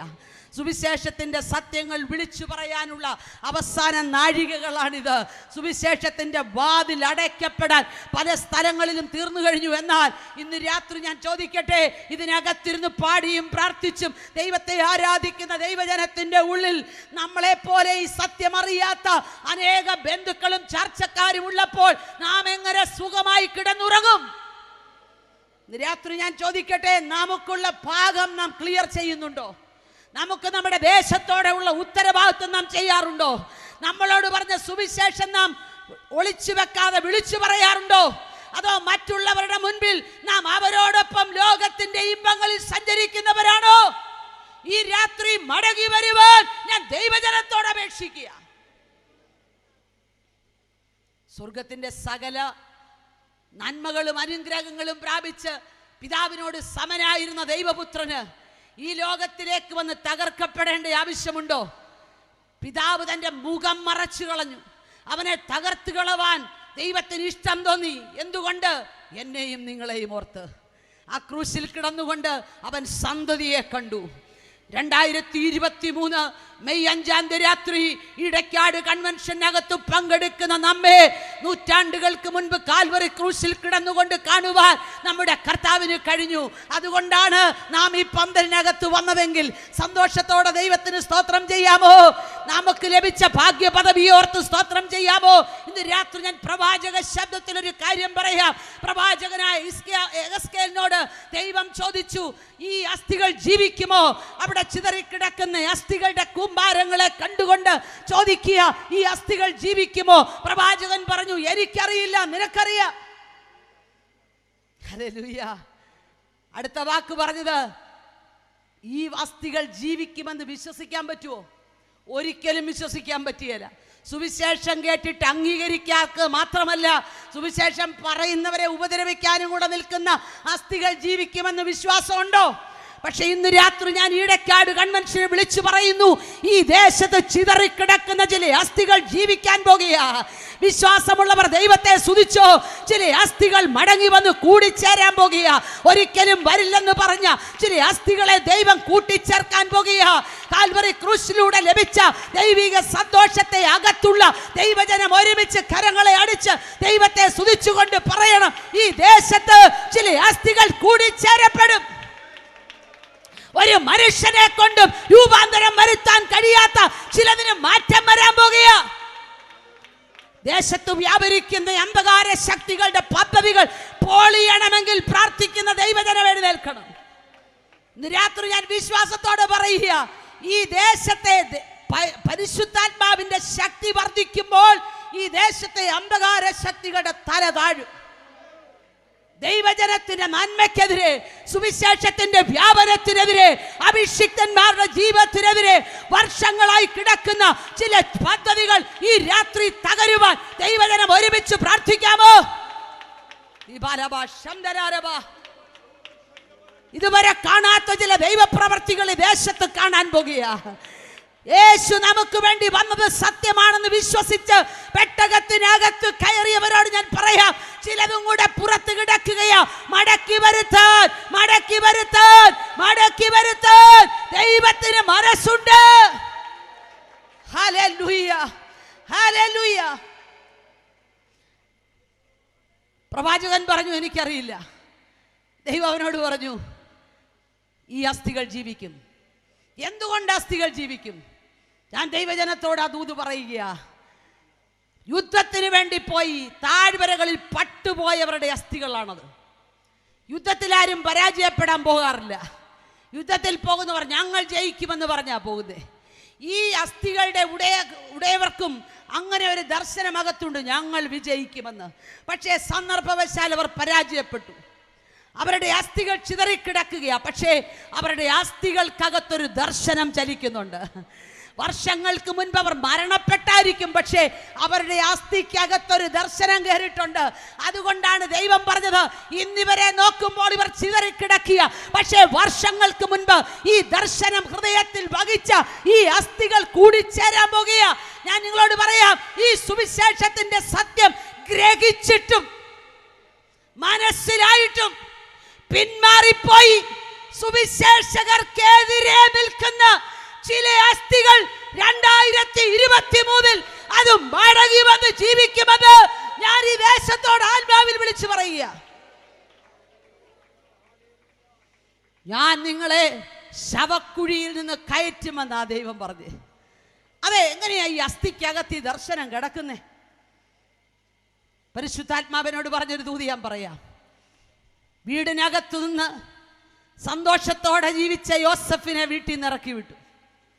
സ്വന്തം സഹോദരന്മാരാൽ അവൻ തള്ളപ്പെട്ടു. അവൻ പോയ വഴിക്കൊക്കെ അവന് മനസ്സിലായി, ഞാൻ തള്ളപ്പെട്ടതിൻ്റെ കാരണം ഞാൻ കണ്ട ഒരു ദർശനമാണ്. ആ ദർശനത്തിൻ്റെ പൂർത്തീകരണം എപ്പം നടക്കും അറിയില്ല, ആര് നടത്തും അറിയില്ല. പക്ഷേ അവൻ വിശ്വസിച്ച ദൈവത്തിൻ്റെ സന്നിധിയിൽ നിന്ന് അവൻ മാറി നിന്നില്ല. അവൻ കടന്നു പോകാൻ തുടങ്ങി. അവൻ യാത്ര ചെയ്തു, പലയിടത്തു പോയി. അവൻ ചെന്ന സ്ഥലത്തൊക്കെ ദൈവം അവനെ ഉയർത്തി. പക്ഷേ അവൻ്റെ ദർശനത്തിൻ്റെ പൂർത്തീകരണ സ്ഥലം അതല്ല. അവനെ അവൻ്റെ ദർശനത്തിൽ പുറകോട്ട് വലിക്കുവാൻ പല തരത്തിലുള്ള പ്രലോഭനങ്ങൾ വന്നു. പക്ഷേ ഒന്നിലും വീഴാതെ ദർശനത്തിന് വേണ്ടി ഓടുക. ഇന്ന് രാത്രി ഞാൻ ദൈവജനത്തോട് പറയാം, നിങ്ങളുടെ ദർശനത്തിന്റെ പൂർത്തീകരണത്തിന് മുന്നേ നിങ്ങളെ മാറ്റിക്കളയാൻ പിശാച് വെച്ച പദ്ധതികളെ തിരിച്ചറിഞ്ഞ് ആത്മാവിനെതിരെ ജയിക്കാൻ തയ്യാറാകണം. ഇന്നും പലരെയും വശീകരിച്ച് പാപത്തിന്റെ കെണിയിൽ അകപ്പെടുത്തുന്ന പൈശാചിക ശക്തികളെ കണ്ട് അതിനോട് ഇണങ്ങി നിൽക്കുകയല്ല, അതിനോട് എതിർത്ത് നിൽക്കാൻ തയ്യാറായാൽ അതിവേഗത്തിൽ നിങ്ങൾ കണ്ട ദർശനങ്ങൾ നിങ്ങളുടെ കണ്ണിന്റെ മുമ്പിൽ വെളിപ്പെടും. യോസഫിന്റെ ദർശനം തന്റെ അകത്ത് ചലിച്ചു. ഒടുവിൽ അവനെ മിസ്രൈമിലെ കസേരയിൽ എത്തിച്ചു. അതാ നമുക്കറിയാം ചരിത്രം. പക്ഷേ യോസഫിനറിയാം, തൻ്റെ അകത്ത് ചലിച്ച ദർശനം തൻ്റെ അസ്ഥികളിൽ ഇന്നും ഉണ്ട്. അതുകൊണ്ടാണ് താൻ തൻ്റെ സഹോദരങ്ങളോട് പറഞ്ഞത്, നിങ്ങളെ ഇവിടെ നിന്ന് ദൈവം സന്ദർശിച്ചു കൊണ്ടുപോകും. ആ സമയത്ത് നിങ്ങൾ എൻ്റെ അസ്ഥികളും കൂടെ എടുക്കണം. എന്തിനാണെന്നറിയാമോ? കനാനിലെത്തുമോ എന്ന സംശയം നിങ്ങളുടെ അകത്ത് വരുമ്പോൾ നിങ്ങൾ എൻ്റെ അസ്ഥിയിലേക്ക് നോക്കിയാൽ മതി. ദീർഘവർഷങ്ങൾ വീട്ടിൽ നിന്ന് തള്ളപ്പെട്ടിട്ടും പ്രാർത്ഥിച്ച എനിക്ക് വേണ്ടി ദർശനം പൂർത്തീകരിച്ചൊരു ദൈവമുണ്ടെങ്കിൽ നിങ്ങളുടെ യാത്രയുടെ ഒടുവിൽ നിങ്ങൾക്ക് വാഗ്ദത്തം ചെയ്ത കനാനിൽ നിങ്ങൾ എത്തുമെന്നുള്ളതിന് മറ്റൊരു തെളിവും വേണ്ട. എൻ്റെ അസ്ഥികളിലേക്ക് നോക്കിയാൽ മതി. ഇന്ന് രാത്രി വചനം കേൾക്കുന്ന ദൈവദാസി ദാസന്മാരെ, നിങ്ങളുടെ അകത്തു ദൈവം എന്ന ദർശനത്തെ തകർക്കാൻ ലോകത്തിലെ ഒരു ശക്തിക്കും കഴിയില്ലെന്ന് ഞാൻ ആത്മാവിൽ വിളിച്ചു പറയുക. നിങ്ങൾ കണ്ട ദർശനം അതിൻ്റെ പൂർത്തീകരണത്തിലെത്താൻ പോകുക. വിശ്വസിക്കുന്നവർ ദൈവത്തെ സ്തുതിച്ചാട്ടെ. ഹല്ലേലൂയ. ആ ദർശനം അകത്ത് വഹിച്ചാൽ, ഞാൻ മറ്റൊരു കാര്യവും കൂടെ പറയാം. ദീർഘവർഷങ്ങൾ എലിയ പ്രവാചകന്റെ മുന്നാലെ ഇരട്ടി പവറിന് വേണ്ടി ഓടി നടന്നൊരു മനുഷ്യൻ നമുക്കറിയാം. അവൻ മരിച്ചടക്കപ്പെട്ടതും നമുക്കറിയാം, എലീശ. പക്ഷേ പട്ടാളക്കാരുടെ കൂട്ടം യുദ്ധത്തിന് വേണ്ടി പോകുമ്പോൾ ഒരുവൻ അവിടെ കടന്നു മരിച്ചു. അവനെ എടുത്ത് എറിഞ്ഞിട്ട് കൂടെയുള്ളവർ മുമ്പോട്ട് യാത്ര ചെയ്യുക. പക്ഷെ അല്പം കഴിഞ്ഞപ്പോൾ പുറകിൽ നിന്നൊരു വിളി. നോക്കിയപ്പം മരിച്ച് എടുത്തെറിയപ്പെട്ടവൻ നടന്നു വരിക. മനസ്സിലാകുന്നുണ്ടോ? അവൻ ചെന്ന് തൊട്ടത് എലീശായുടെ അസ്ഥികളുടെ മേല. അസ്ഥിക്കകത്ത് ദർശനം വഹിച്ചവൻ അവന്റെ അടുക്കൽ എത്തുന്ന ചിലത് ജീവൻ പ്രാപിക്കാൻ പോകുക. ഇന്ന് രാത്രി വിശ്വസിച്ചോ? ഈ കൺവെൻഷനിൽ കടന്നു വന്ന നിന്റെ അകത്തൊരു ചലനമുണ്ടെങ്കിൽ, നിന്റെ അകത്തൊരു ദർശനമുണ്ടെങ്കിൽ, നിന്റെ അടുക്കൽ വരുന്നവർ ജീവൻ പ്രാപിക്കും, നിന്നെ തൊടുന്നവർ ജീവൻ പ്രാപിക്കും. വിശ്വാസത്തോടെ ദൂതേറ്റെടുത്തോ. നിങ്ങളെ തൊടുന്ന ചിലർ ഈ വർഷത്തിൽ വിടുതൽ പ്രാപിക്കാൻ പോകുക. നിങ്ങൾ പറയുന്ന സുവിശേഷത്തിനകത്ത് വിടുതൽ വ്യാപരിക്കാൻ പോകുക. ഈ ദേശത്ത് വർഷങ്ങളായി പോരാടി നിൽക്കുന്ന ചിലതിനോട് പോരാടാൻ നാവിന്റെ മേൽ അധികാരം ലഭിച്ച ദൈവജനമേ, നിങ്ങളുടെ അകത്തുള്ള ദർശനം അതിന്റെ പൂർത്തീകരണത്തിലെത്തുന്ന ദിനങ്ങൾ അടുത്തിട്ടുണ്ട്. യേശുവിന്റെ അധികാരമുള്ള നാമത്തിൽ ഞങ്ങൾ ഈ ദേശത്തിന് വേണ്ടി പ്രാർത്ഥിക്കുകയാ. ഈ ദേശത്തെ ചില വരൾച്ചകൾ മാറട്ടെ. ആർക്കും മാറ്റം വരുത്താൻ കഴിയാത്ത ചിലർക്ക് മാറ്റം വരട്ടെ. ദർശനമകത്തു വഹിച്ചവന്റെ യാത്രയിൽ തൊട്ട ചിലതിന് വിടുതൽ വരികയാ. യേശു ഭൂമിയിലായിരുന്നപ്പോൾ അവൻ തൊട്ടതിന് സൗഖ്യം വന്നെങ്കിൽ, യേശുവിന്റെ ശക്തി അകത്തു വഹിക്കുന്ന നിങ്ങളും ഞാനും തൊട്ടാൽ സൗഖ്യമാകില്ലേ? മാരകമായ ക്യാൻസർ രോഗികളുടെ മുൻപിൽ പ്രാർത്ഥിക്കാൻ ധൈര്യത്തോടെ എഴുന്നേൽക്കാൻ ദൈവം ഈ ദേശത്ത് ചിലരോട് പറയുക. ആശുപത്രിയിൽ തള്ളപ്പെട്ട ചിലതിനെ കണ്ടിട്ട് ഏറ്റവും കൂടിയ ഡോക്ടറിന്റെ ഫോൺ നമ്പർ കൊടുക്കാൻ നിൽക്കട്ടെ. നിങ്ങളുടെ അടുക്കൽ ആ വിഷയത്തെ എത്തിച്ചത് സ്വർഗത്തിലെ ദൈവമാണെന്ന് വിശ്വസിക്കാമോ? അങ്ങനെയാണെങ്കിൽ നിങ്ങളുടെ ദേശത്ത് ഒരു രോഗത്തിനും സൗഖ്യമില്ലാതെ ഭാരപ്പെട്ട് നടക്കുന്ന ചിലതിനെ ഈ ദിനങ്ങളിൽ നിങ്ങൾ പ്രാർത്ഥിച്ച് സൗഖ്യമാകാൻ പോകുക. അതിനുവേണ്ടി പുറത്തുനിന്ന് ഒരാൾ വരണമെന്നില്ല, പ്രസിദ്ധനായ ഒരാൾ വരണമെന്നില്ല. വിശ്വസിക്കുന്നവർക്ക് വേണ്ടി വ്യാപരിക്കുന്ന ദൈവശക്തി നിങ്ങളുടെ നാവിന്റെ മേൽ വെളിപ്പെട്ടാൽ നിങ്ങൾ പ്രാർത്ഥിക്കുക പോലും വേണ്ട. നടന്നു പോകുമ്പോൾ ഈ ദേശത്ത് ചിലത് സൗഖ്യമാകാൻ പോകുക. വിശ്വസിക്കുന്നവർ ദൈവത്തിന് മഹത്വം കൊടുത്താട്ടെ. ഹല്ലേലൂയ. എത്രയോ പേർക്ക് ദൈവം സൗഖ്യം തന്നു. ഞങ്ങളുടെയൊക്കെ അനുഭവത്തിൽ പറഞ്ഞാൽ ക്യാൻസറാണ്, ഇനി ഒരു കുഞ്ഞുങ്ങളും ഉണ്ടാകില്ലെന്ന് പറഞ്ഞ ഞങ്ങളുടെ പ്രിയ സഹോദരിമാർ എത്ര പേർക്ക് അനുഗ്രഹിക്കപ്പെട്ട തലമുറകളെ ദൈവം നൽകി. മെഡിക്കൽ കോളേജിലെ ഡോക്ടേഴ്സ് തള്ളിയതാ. ഇനി ഈ ഗർഭപാത്രത്തിനകത്തൊരു കുഞ്ഞുണ്ടാകില്ലെന്നൊക്കെ ഞങ്ങളുടെ വീടിനകത്ത് കേട്ട ശബ്ദമാ. പക്ഷേ അതിനെയൊക്കെ തിരുത്തി എഴുതാൻ സ്വർഗത്തിലെ ദൈവത്തിന് കഴിയും. ഇന്ന് രാത്രിയിലും അതിവിടെ സംഭവിക്കും. ഞാൻ വിശ്വസിക്കുന്നു. ഈ സുവിശേഷ യോഗത്തിനു വേണ്ടി വില മുടക്കി നിങ്ങൾ ഇവിടെ വന്നെങ്കിൽ, ഈ വീട് തുറന്നു കൊടുക്കാൻ തയ്യാറായെങ്കിൽ, ദൈവത്തിന്റെ പദ്ധതി ദേശത്ത് വെളിപ്പെടാതെ ഇരിക്കില്ല. ഈ കൺവെൻഷൻ മുഖാന്തരം ഈ ദേശം ഒരു വലിയ ചലനത്തിലേക്ക് നീങ്ങുകയാ. ഓ, ഞാൻ എൻ്റെ സഭയെ പണിയും, പാതാള ഗോപുരങ്ങൾ അതിനെ ജയിക്കില്ല. അങ്ങനെയെങ്കിൽ ജയിക്കാൻ വേണ്ടി കാത്തിരിക്കുന്ന ചിലതിനെ പരാജയപ്പെടുത്തുവാൻ ദൈവം നിങ്ങളെ തെരഞ്ഞെടുത്തതാ കേട്ടോ. ഹല്ലേലൂയ. സ്വർഗത്തിൽ നിന്ന് ഭൂമിയിലേക്ക് വന്ന ദൈവപുത്രന്റെ യാത്രയെക്കുറിച്ചാണ് ഞാൻ പറഞ്ഞത്. ആ ക്രൂശിലെ യാത്രയിൽ തന്നെ അനുഗമിച്ച ചിലതിനെ കൂടെ ഞാനൊന്ന് പറഞ്ഞു നിർത്താൻ ആഗ്രഹിക്കുന്നു. ഒന്നാമതായി യാത്രയിൽ അനുഗമിച്ചൊരു മനുഷ്യൻ കുറേനക്കാരനായ ശിമോന. ആ മനുഷ്യൻ ഒന്നും അറിയാതെയാ വന്നത്. താൻ വയലിലെ പണി കഴിഞ്ഞ് വരികയാ. അവിടെ നിൽക്കുന്നവരാരും ക്രൂശ് തൊടില്ല, ഇത് ശാപമായതുകൊണ്ട്. പക്ഷേ അദ്ദേഹത്തിന് എതിർക്കാൻ കഴിയുന്നതിന് മുന്നമേ ആ ക്രൂശിന്റെ ഭാരം ചുമക്കുവാൻ അദ്ദേഹത്തെ പിടിച്ചേൽപ്പിച്ചു. നിങ്ങളൊന്ന് ആലോചിച്ച് നോക്കിയേ. പണി കഴിഞ്ഞ് ക്ഷീണിച്ച് വരുമ്പോൾ നിർബന്ധം കൊണ്ട് ക്രൂശ് ചുമക്കേണ്ടി വന്ന ആ മനുഷ്യന്റെ അവസ്ഥ. ആ മനുഷ്യൻ കടന്നു പോകുക. ആ മനുഷ്യൻ നോക്കിയപ്പോൾ പുറമെല്ലാം ഉഴവ് ചാലുകൾ പോലെ കീറി. കണ്ടാൽ ആളല്ല എന്ന് തോന്നുമാറ് ഈ കുരിശിന്റെ ഭാരവും വഹിച്ചു കൊണ്ടുപോകുന്നൊരു മനുഷ്യൻ. ആ മനുഷ്യനെ സഹായിക്കുവാൻ ആവശ്യപ്പെട്ടു. എന്നാൽ ഞാൻ ചെയ്തേക്കാം എന്നോർത്ത് മനസ്സോടെയാണോ മനസ്സില്ലാതെയാണോ എന്നൊന്നും എനിക്കറിയില്ല. പക്ഷെ ആ മനുഷ്യൻ പതിയെ ആ ക്രൂശിന്റെ ഭാരമൊന്ന് ചുമന്നു കൊടുത്തു. ആ രക്തത്തുള്ളികൾ ചിലത് തൻ്റെ ശരീരത്തിലും പറ്റി. താൻ തൻ്റെ ദൗത്യം പറഞ്ഞത് ചെയ്തേച്ച് താൻ വീട്ടിലെത്തി.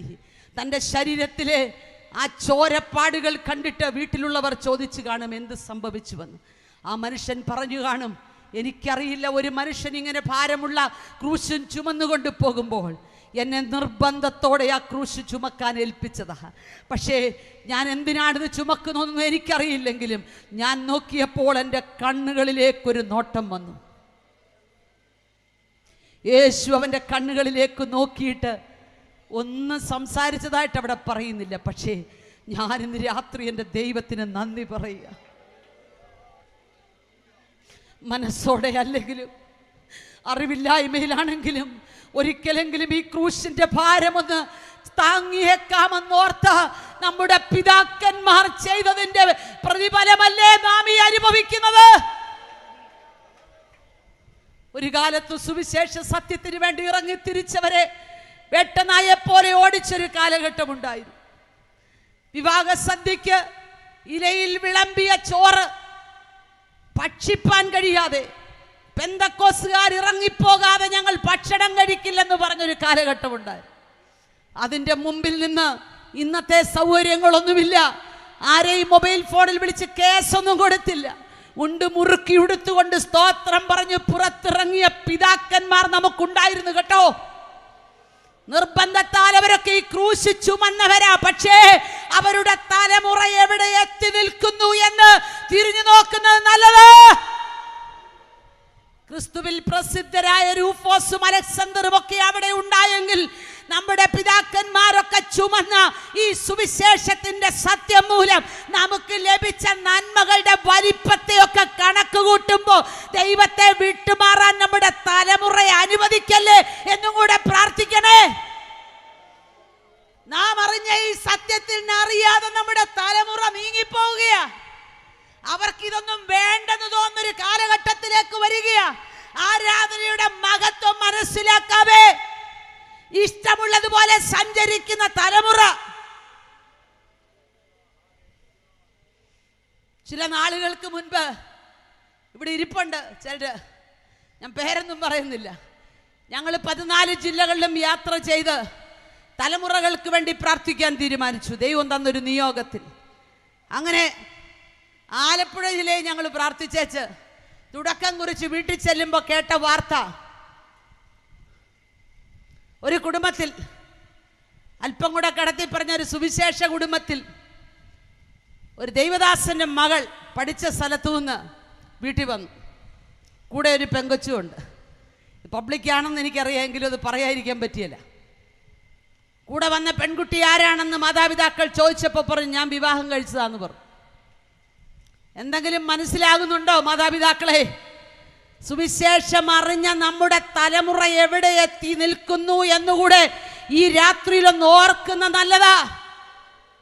ആണോടാണും പെണ്ണോട് പെണ്ണും അവലക്ഷണമായത് പ്രവർത്തിച്ച സോദോം ഗൊമോറയുടെ പാപങ്ങളിൽ അകപ്പെട്ട് ലോകനാശത്തിലേക്ക് പോയിക്കൊണ്ടിരിക്കുമ്പോൾ ദൈവജനത്തിന്റെ തലമുറ വഴിമാറട്ടെ. പാപത്തിന്റെ വശീകരണ ശക്തി നിന്റെ തലമുറയെ തൊടുന്നതിന് മുൻപേ ഓടിച്ചെന്ന് പെട്ടകത്തിൽ കടക്കുക. നഷ്ടപ്പെട്ടു പോകുന്ന യുവതലമുറയ്ക്ക് വേണ്ടി നാം എന്തു ചെയ്യുന്നു?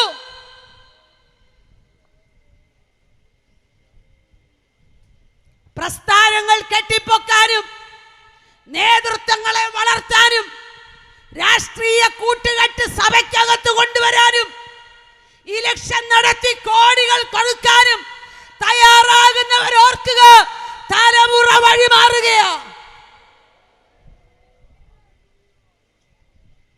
പിടിച്ചാൽ കിട്ടാത്തതുപോലെ പൊക്കൊണ്ടിരിക്കുക. പലരുടെയും ജീവിതത്തിൽ ഇതുപോലുള്ള അനുഭവങ്ങൾ കാണുകയാ. ഇതൊക്കെ ലോകക്കാരുടെ ഇടയിൽ ഉണ്ടെന്ന് പറഞ്ഞാൽ നമ്മൾ സന്തോഷിച്ചേ. പക്ഷേ ഇന്നത് അകത്ത് കയറിയെന്ന് മനസ്സിലാകുന്നവരുണ്ടോ എന്ന് എനിക്കറിയില്ല. ഞങ്ങൾ യാത്ര ചെയ്ത് പല സ്ഥലത്തും ചെല്ലുമ്പോൾ പിടിവിട്ടു പോകുന്ന സന്ദർഭങ്ങളെ കേൾക്കുകയാ. പഠനത്തിനു വേണ്ടി പല സ്ഥലങ്ങളിലേക്ക് അയച്ച് ധൈര്യത്തോടെ വീട്ടിയിരിക്കുന്ന മാതാപിതാക്കളോട് ഞാൻ പറയാം, ദൈവസന്നിധിയിൽ കവിണ്ണു വീണ് തലമുറയ്ക്ക് വേണ്ടി പ്രാർത്ഥിച്ചോ. ദൈവഭയം നഷ്ടപ്പെട്ട തലമുറകൾ വർദ്ധിക്കുന്ന കാലഘട്ടത്തിൽ ഗവൺമെന്റ് പോലും അത് വേണ്ട, ആണ് പെണ്ണിനെയും പെണ്ണ് ആണിനെയും വിവാഹം കഴിച്ചാൽ മതിയെന്ന് നിയമം ഇറക്കി സുപ്രീം കോടതി. പക്ഷേ പലർക്കും ഇന്നത് അറിയില്ല. ലോകത്തിൽ കാണുന്ന മ്ലേച്ഛതകൾ വിശ്വാസ കുടുംബങ്ങളിലേക്ക് വരാതിരിക്കാൻ സൂക്ഷിച്ചുകൊള്ളുക.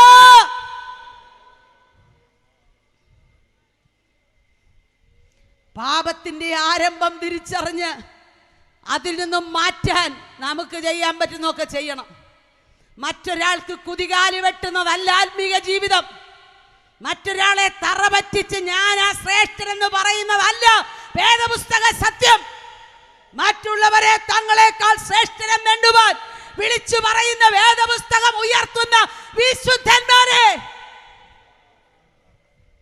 രാത്രി കൂടി വന്ന ദൈവജനത്തോട് ഞാൻ പറയട്ടെ, മടങ്ങി വരുവാൻ, ദൈവജനം മടങ്ങി വരുവാൻ, ദൈവജനം മടങ്ങി വരുവാൻ ഈ രാത്രി പരിശുദ്ധാത്മാവിനെ ഞാൻ വിളിച്ചു പറയുക.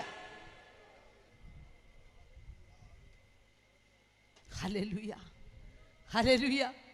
നമ്മുടെയൊക്കെ തലമുറകൾ ദൈവത്തിന് വേണ്ടി പ്രസിദ്ധരാകാൻ നമ്മൾ കണ്ണീരൊഴുക്കണം.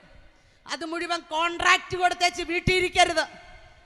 3 വർഷത്തേക്ക് ആക്കി വെച്ച ആള് പ്രാർത്ഥിക്കട്ടെ, എനിക്ക് നേരെയില്ല, വേണ്ട കേട്ടോ, കരച്ചിലേക്ക് വരും. ഇന്ന് തലമുറകൾ പലതും ദൈവസഭയിലില്ല. കമ്മിറ്റി കൂടുന്ന രാഷ്ട്രീയം കണ്ട് തലമുറ ഓടുകയാ. പാശ്ചാത്യ രാജ്യങ്ങളിലെ പോലെ യൂത്ത് വർഷിപ്പുകൾ ആരംഭിക്കാൻ പിള്ളേർ നടക്കുക. എന്തുകൊണ്ടാണെന്നറിയാമോ? അവർക്ക് ഇൻവോൾവ്മെന്റ് ഇല്ലെന്ന് മാത്രമല്ല, വചന സത്യങ്ങൾ അവരെ പഠിപ്പിക്കാൻ ആളില്ല. ഇന്ന് രാത്രി ഞാൻ ദൈവത്തിന്റെ ആത്മാവിൽ പറയാം, നാം വിശ്വസിച്ച ഈ വചനം സത്യമാണെന്ന് ഉറപ്പുണ്ടെങ്കിൽ ഈ പുസ്തകത്തിനു വേണ്ടി നെഞ്ചും നെറ്റിയും കാണിക്കാൻ തയ്യാറായ ചെറുപ്പക്കാർ നമ്മുടെ വീട്ടിൽ നിന്ന് എഴുന്നേൽക്കട്ടെ. അമ്മമാരെ, നിങ്ങളുടെ ഉദരത്തിൽ പിറന്ന തലമുറകൾ നിങ്ങൾ വിശ്വസിച്ച ആത്മീക സത്യത്തിന് വേണ്ടി എഴുന്നേൽക്കുന്നത് എന്റെ കണ്ണുകൊണ്ട് കാണണമെന്ന് പ്രാർത്ഥിക്കാൻ തയ്യാറാണോ? മറ്റു പലതിനും വേണ്ടി സമയം മാറ്റിവെക്കുക. ഒരു കാലത്ത് പാപമെന്ന് കരുതിയ പലതും ഇന്ന് പാപമല്ല. ഞാനൊരു കാര്യം പറയാം, വീട്ടിലുള്ള 5 പേരിൽ 4 പേരും വഴിതെറ്റിപ്പോയാലും ഞാൻ പോകില്ലെന്ന് തീരുമാനിക്കുന്നതാ ഭക്തി. എത്ര പേരങ്ങനെ തീരുമാനം എടുക്കും? ഹല്ലേലൂയ. ആരംഭകാലങ്ങളിലെ പിതാക്കന്മാർ സുവിശേഷ സത്യങ്ങൾക്ക് വേണ്ടി ഇറങ്ങിത്തിരിച്ച ചരിത്രം എനിക്കറിയാം. ഞാനും ഒരു വലിയ പിതാവിന്റെ വീട്ടിലെ ആളാ. പത്തിച്ചിറ യോനാച്ചർ എന്ന് പറയുന്ന ഒരു പിതാവിന്റെ അനന്തര തലമുറയിലെ ഒരാളാണ് ഞാൻ. അദ്ദേഹത്തിന്റെ അനുഭവങ്ങളൊക്കെ ഞാൻ എൻ്റെ ചെറിയ പ്രായത്തിൽ കണ്ടിട്ടുണ്ട്. മൈലുകൾക്കപ്പുറത്ത് ഭൂതമിറങ്ങുന്ന സമയം, ഒരു ഭൂതമിറങ്ങിയ ഒരു സ്ത്രീയെ വല്ലാതെ ഉപദ്രവിച്ചു കൊണ്ടിരിക്കുമ്പോൾ 2-3 പേര് അപ്പച്ചനെ വിളിക്കാൻ വരിക. അവർ പറഞ്ഞു, അവിടെ ഭൂതമിറങ്ങുക, ആ സ്ത്രീയെ ഒന്ന് രക്ഷിക്കാൻ വരണം. അപ്പച്ചൻ കുളിച്ചൊരുങ്ങി വീടിന്റെ മുറ്റത്തേക്ക് ഇറങ്ങുമ്പോൾ മൈലുകൾക്കപ്പുറത്ത് ഭൂതബാധിതയായി സ്ത്രീ പറയുക, എന്നെ പറഞ്ഞു വിടാനുള്ള ആളിറങ്ങിയിട്ടുണ്ട്, ഞാൻ പൊക്കോളാമെന്ന്. ഇന്ന് രാത്രി നിങ്ങൾക്ക് വിശ്വാസമുണ്ടോ? നിങ്ങൾ ഇറങ്ങുമ്പോൾ ചില ഭൂതശക്തികൾ അലറി മാറുമെന്ന് ഞാൻ വിശ്വസിക്കുന്നു. ഈ തലമുറയിൽ അന്ന് വ്യാപരിച്ച ദൈവശക്തി നമ്മുടെ മേലും നമ്മുടെ തലമുറയുടെ മേലും പകരപ്പെടും. യെസ്, ഞാൻ വിശ്വാസത്തോടെ പറയുന്നു, നിങ്ങൾ സമർപ്പിക്കാൻ തയ്യാറാണെങ്കിൽ മൈലുകൾക്കപ്പുറത്തുള്ള ഭൂതശക്തികൾ നിങ്ങളുടെ ശബ്ദത്തിന്റെ മുൻപിൽ ഇളകി മാറും. യെസ്, വിശ്വസിക്കുന്നവർ ദൈവത്തിന് സ്തോത്രം ചെയ്താട്ടെ, സ്തോത്രം ചെയ്താട്ടെ. സംഭവിക്കാൻ പോകുക, ഈ കൺവെൻഷൻ മൂലം ഈ ദേശത്തൊരു ചലനം സംഭവിക്കാൻ പോകുക. വർഷങ്ങളായി പ്രാർത്ഥിച്ചിട്ടും മാറാത്ത, ഉപവസിച്ചിട്ടും മാറാത്ത ചിലതിന്റെ മേൽ ദൈവകരം ചലിക്കാൻ പോകുക. ഇന്ന് രാത്രി പന്തലിനകത്തൊരു രോഗസൗഖ്യം വ്യാപരിക്കുന്നു. ചില രോഗികൾ ഈ രാത്രി സൗഖ്യമാകുകയാ. യേശുവിന്റെ നാമത്തിൽ, യേശുവിന്റെ നാമത്തിൽ ഈ രാത്രി ദൈവശക്തി വ്യാപരിക്കട്ടെ.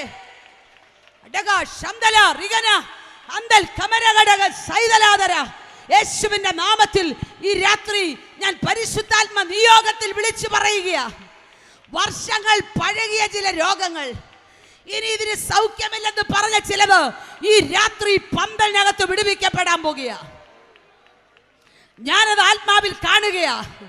യെസ്, അത് സംഭവിക്കട്ടെ, അത് സംഭവിക്കട്ടെ. യെസ്, ഇന്ന് രാത്രി നടക്കുകയാ. എൻ്റെ ആത്മാവിൽ എന്നോട് പറയുക, ഇന്ന് രാത്രി ചില രോഗസൗഖ്യങ്ങൾ ഇവിടെ നടക്കുന്നു. എല്ലാ വർഷത്തെയും കൺവെൻഷനേക്കാൾ വ്യത്യസ്തമായി ഈ രാത്രികൾ നടക്കുന്ന കൺവെൻഷനിൽ ദൈവം ചില കെട്ടുകൾ അഴിക്കാൻ പോകുക.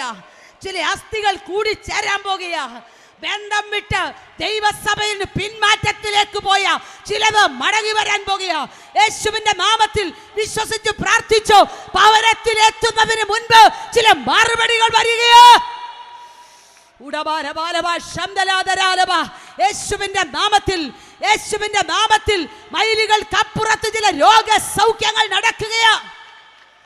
ദീർഘവർഷങ്ങളായി വാഗ്ദത്തം ലഭിച്ചിട്ടും തലമുറയില്ലാതെ ഭാരപ്പെടുന്ന ചില കുടുംബങ്ങൾക്കകത്ത്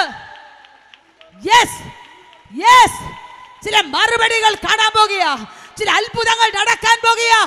യേശുവിന്റെ നാമത്തിൽ സംഭവിക്കട്ടെ. Hallelujah, hallelujah. പ്രാർത്ഥനയോടെ കാത്തിരുന്നോ, ദൈവത്തിന്റെ പ്രവൃത്തി വെളിപ്പെടും.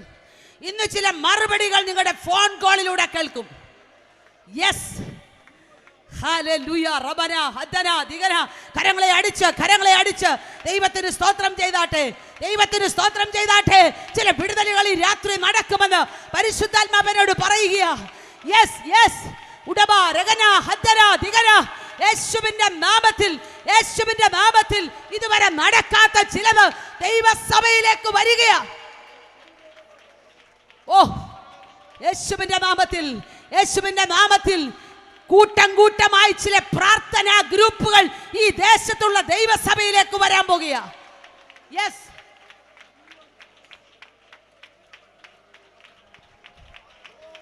വർഷങ്ങൾ പഴക്കമുള്ള ചില പാരമ്പര്യ സഭകൾ,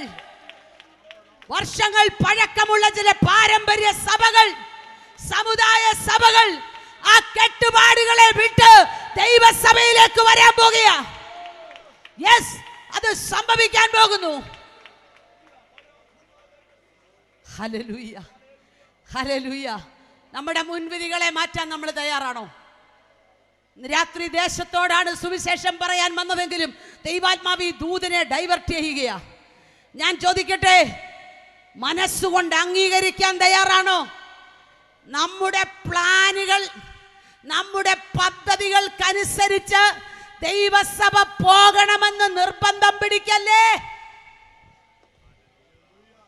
നമ്മുടെ ചിന്തകൾക്കനുസരിച്ച് ദൈവസഭ പോകണമെന്ന് നിർബന്ധം പിടിക്കല്ലേ. കാട്ടുപ്രാക്കൾ സംഘമെല്ലാം വിരുന്നുശാല തന്നിൽ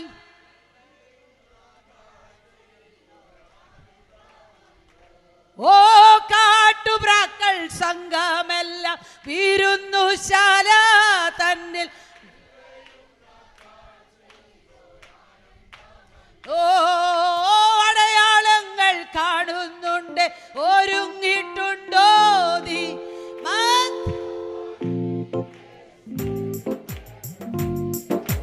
അടയാളങ്ങൾ കാണുന്നുണ്ട്. ഒരുങ്ങിയിട്ടുണ്ടോ നീ? അടയാളങ്ങൾ കാണുന്നുണ്ട്. ഒരുങ്ങിയിട്ടുണ്ടോ നീ? മധ്യവാനിൽ യേശു വെളിപ്പെടുമേ. മധ്യവാനിൽ യേശു വെളിപ്പെടുമേ.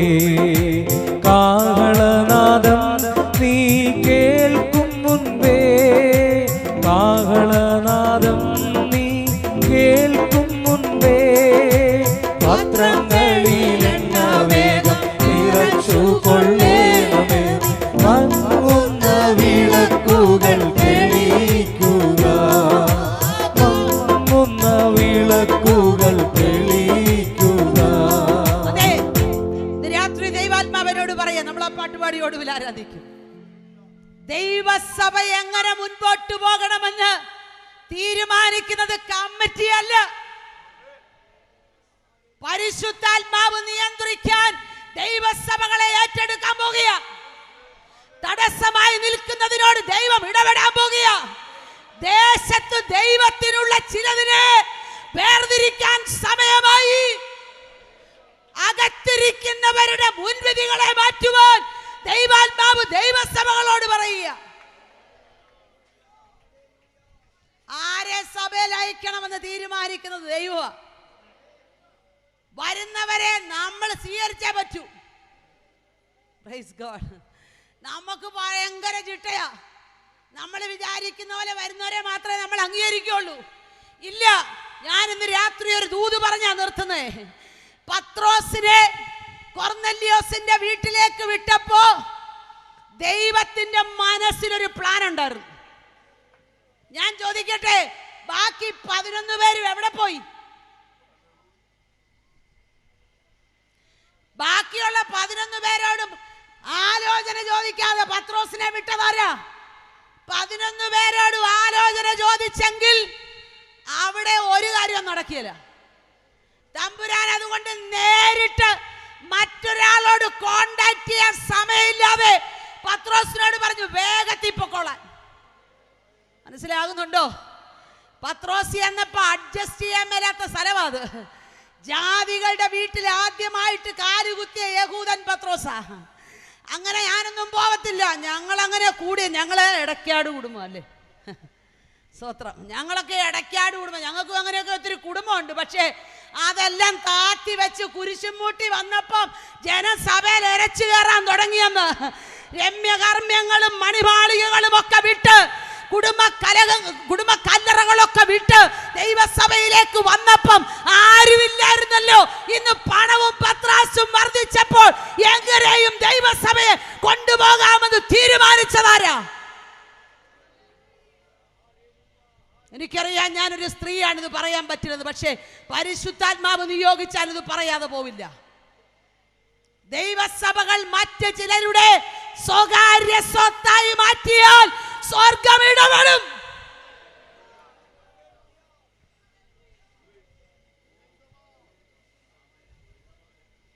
സ്വന്തം പുത്രനെ ആദരിക്കാതെ നമുക്ക് വേണ്ടി നൽകി തന്ന ആ ദൈവ സ്നേഹത്തിന്റെ മുൻപിൽ പത്രാസും പദവിയും ഒക്കെ വിട്.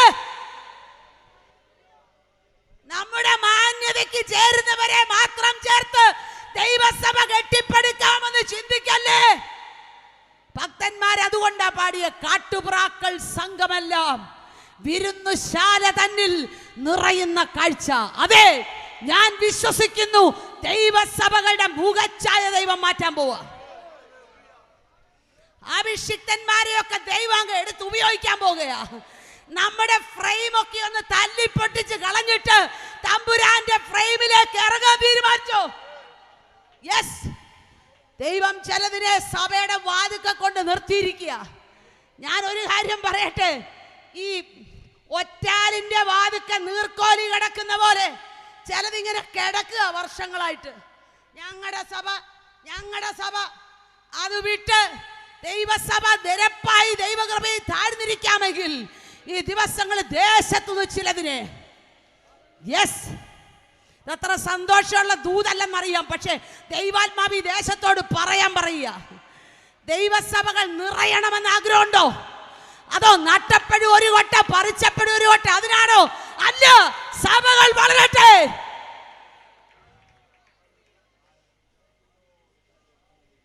ഇന്ന് പലതും ദൈവസഭയ്ക്കകത്ത് കയറി വന്നു. വേണ്ടാത്ത പലതും തിക്കി കയറുക. എന്തുകൊണ്ടാണെന്നറിയാമോ? നമ്മുടെ അകത്ത് പണം വർദ്ധിച്ചു. പിതാക്കന്മാരെ ഭക്ഷണത്തിന്റെ മുമ്പിൽ നിറക്കി വെട്ടപ്പോൾ അവർ കോടതികളിൽ പറഞ്ഞില്ല. അവർ മുട്ടുമേൽ നിന്ന് പ്രാർത്ഥനാ മുറികളിൽ കരഞ്ഞപ്പോ തലമുറകൾ വരിക, കെട്ടിടങ്ങളൊക്കെ പണിതു, ഇഷ്ടം പോലെ സൗകര്യങ്ങളും നന്മകളും ലഭിച്ചു. പക്ഷേ ദൈവകൃപ ചോർന്നു പോയത് അറിഞ്ഞില്ല.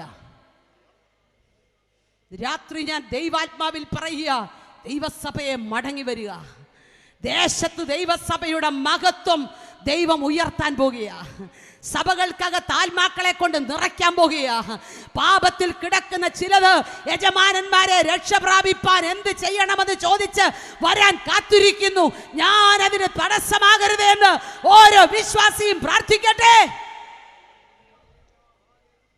പറഞ്ഞു നിർത്തട്ടെ. പത്രോസ് അപ്പോസ്തലൻ ചെന്നു. കൊർന്നല്യോസിന്റെ വീട്ടിലേക്ക് ചെന്നപ്പോ ജാതികളുടെ കൂട്ടം കാത്തിരിക്കുക പ്രസംഗം കേൾക്കാൻ. പത്രോസ് വലിയ പ്രോഗ്രാം ഷീറ്റുമായിട്ടാ പോയത്. പത്രോസിന്റെ ഷീറ്റിനകത്ത് പ്രോഗ്രാം ഉണ്ട്. എന്താ പ്രോഗ്രാം? മാനസാന്തരം, സ്നാനം, പരിശുദ്ധാത്മ നിറവ്, അങ്ങനെ 7 കൂട്ടം കാര്യങ്ങൾ. ഈ പ്രോഗ്രാം ഷീറ്റും കൊണ്ട് പത്രോസ് അങ്ങോട്ട് ചെന്നപ്പോൾ തമ്പുരാൻ പറഞ്ഞു, നിന്റെ പ്രോഗ്രാം ഷീറ്റ് എനിക്ക് വേണ്ട. അമ്മൻ പറയാൻ വിഷമ. ഹല്ലേലൂയ. നിന്റെ പ്രോഗ്രാം ഷീറ്റ് എനിക്ക് വേണ്ട, ഞാൻ വലിച്ചു കീറാൻ പോവാ. നീ പറഞ്ഞു മാനസാന്തരം കഴിഞ്ഞ് സ്നാനപ്പെട്ടാലേ ആത്മനിറവ് പ്രാപിക്കുള്ളൂ, പരിശുദ്ധാത്മാവ് വരുവുള്ളെന്ന്. എന്നാൽ നീ കണ്ടോ, മാനസാന്തരപ്പെട്ടവരുടെ മേൽ ആത്മനിറവിനെ അയക്കാൻ പോവാ. അത് കഴിഞ്ഞ സ്നാനം പ്രോഗ്രാം ഷീറ്റ് അങ്ങ് വലിച്ചു കീറി. ഇന്ന് രാത്രി ചിലരുടെയൊക്കെ പ്രോഗ്രാം ഷീറ്റ് ദൈവം വലിച്ചു കീറും. എന്തിനാണെന്നറിയാമോ? ഒരു യോഗ്യതയുമില്ലാത്ത ചിലതിനെ ദൈവസഭയ്ക്കകത്ത് കൊണ്ടുവരാൻ സമയമായി. കർത്താവെ വേഗം വരണേന്ന് പ്രാർത്ഥിക്കുന്നതല്ലാതെ അപ്പുറത്തെ വീട്ടിലെ അവറാച്ചൻ വരണേന്ന് പ്രാർത്ഥിക്കുന്നില്ല.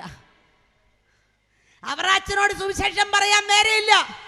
ഞാൻ പോകുന്നിടത്ത് റോസമ്മ വരില്ലെന്നാ നമ്മുടെ ആഗ്രഹം. ഭയങ്കര പ്രാർത്ഥനയും ഉപവാസം. ഇതിനകത്തുള്ളവരല്ലാതെ ആരും അകത്തോട്ട് കയറുന്നില്ല. വാതുക്കൽ ഇങ്ങനെ കിടക്കുകയല്ലേ. ഞാൻ, എൻ്റെ കുടുംബം, എൻ്റെ സഭ തീർന്നു. ഇന്ന് രാത്രി ഇടയ്ക്കാട് കുടുംബയോഗത്തിൽ ഈ ദേശത്തുള്ള ദൈവസഭകളോടുള്ള ദൈവത്തിൻ്റെ ദൂത് ഞാൻ പറയുക. പരിശുദ്ധാത്മ നിറവിൽ മറ്റുള്ള വ്യത്യാസങ്ങളെ മാറ്റിവെച്ച്, നമ്മുടെ മനസ്സിന്റെ പ്ലാനുകളെ മാറ്റിവെച്ച് പ്രാർത്ഥിക്കാൻ ദൈവസഭകൾ മുട്ടുമടക്കട്ടെ. ദൈവസഭകൾ ഉണരട്ടെ. ചിലത് അകത്തു വരട്ടെ. യേശുവിന്റെ നാമത്തിൽ അത് സംഭവിക്കട്ടെ. അടുത്ത വർഷം കർത്താവിന്റെ വരവ് താമസമെങ്കിൽ ഈ സുവിശേഷ യോഗം നടക്കുമ്പോൾ ചിലർ ദൈവസഭകളിൽ വന്നു എന്നുള്ള സാക്ഷ്യം കേൾക്കാനിടയാകട്ടെ. ഹല്ലേലൂയ. മുൻവിധികളെ മാറ്റി ഒന്ന് ഇടപെടാൻ പറ്റണം. നമ്മുടെ വലിപ്പ ചെറുപ്പങ്ങളൊക്കെ ഒന്ന് മാറ്റിവെച്ച് ഇടപെടാൻ തയ്യാറാകണം. സമൂഹത്തിന്റെ താഴെക്കിടയിലുള്ള ചിലരോടൊന്നും ഇടപെടാൻ മനസ്സുണ്ടോ? യേശു വന്നിട്ട് ഉന്നതന്മാരെ മാത്രം തിരക്കി പോയില്ല.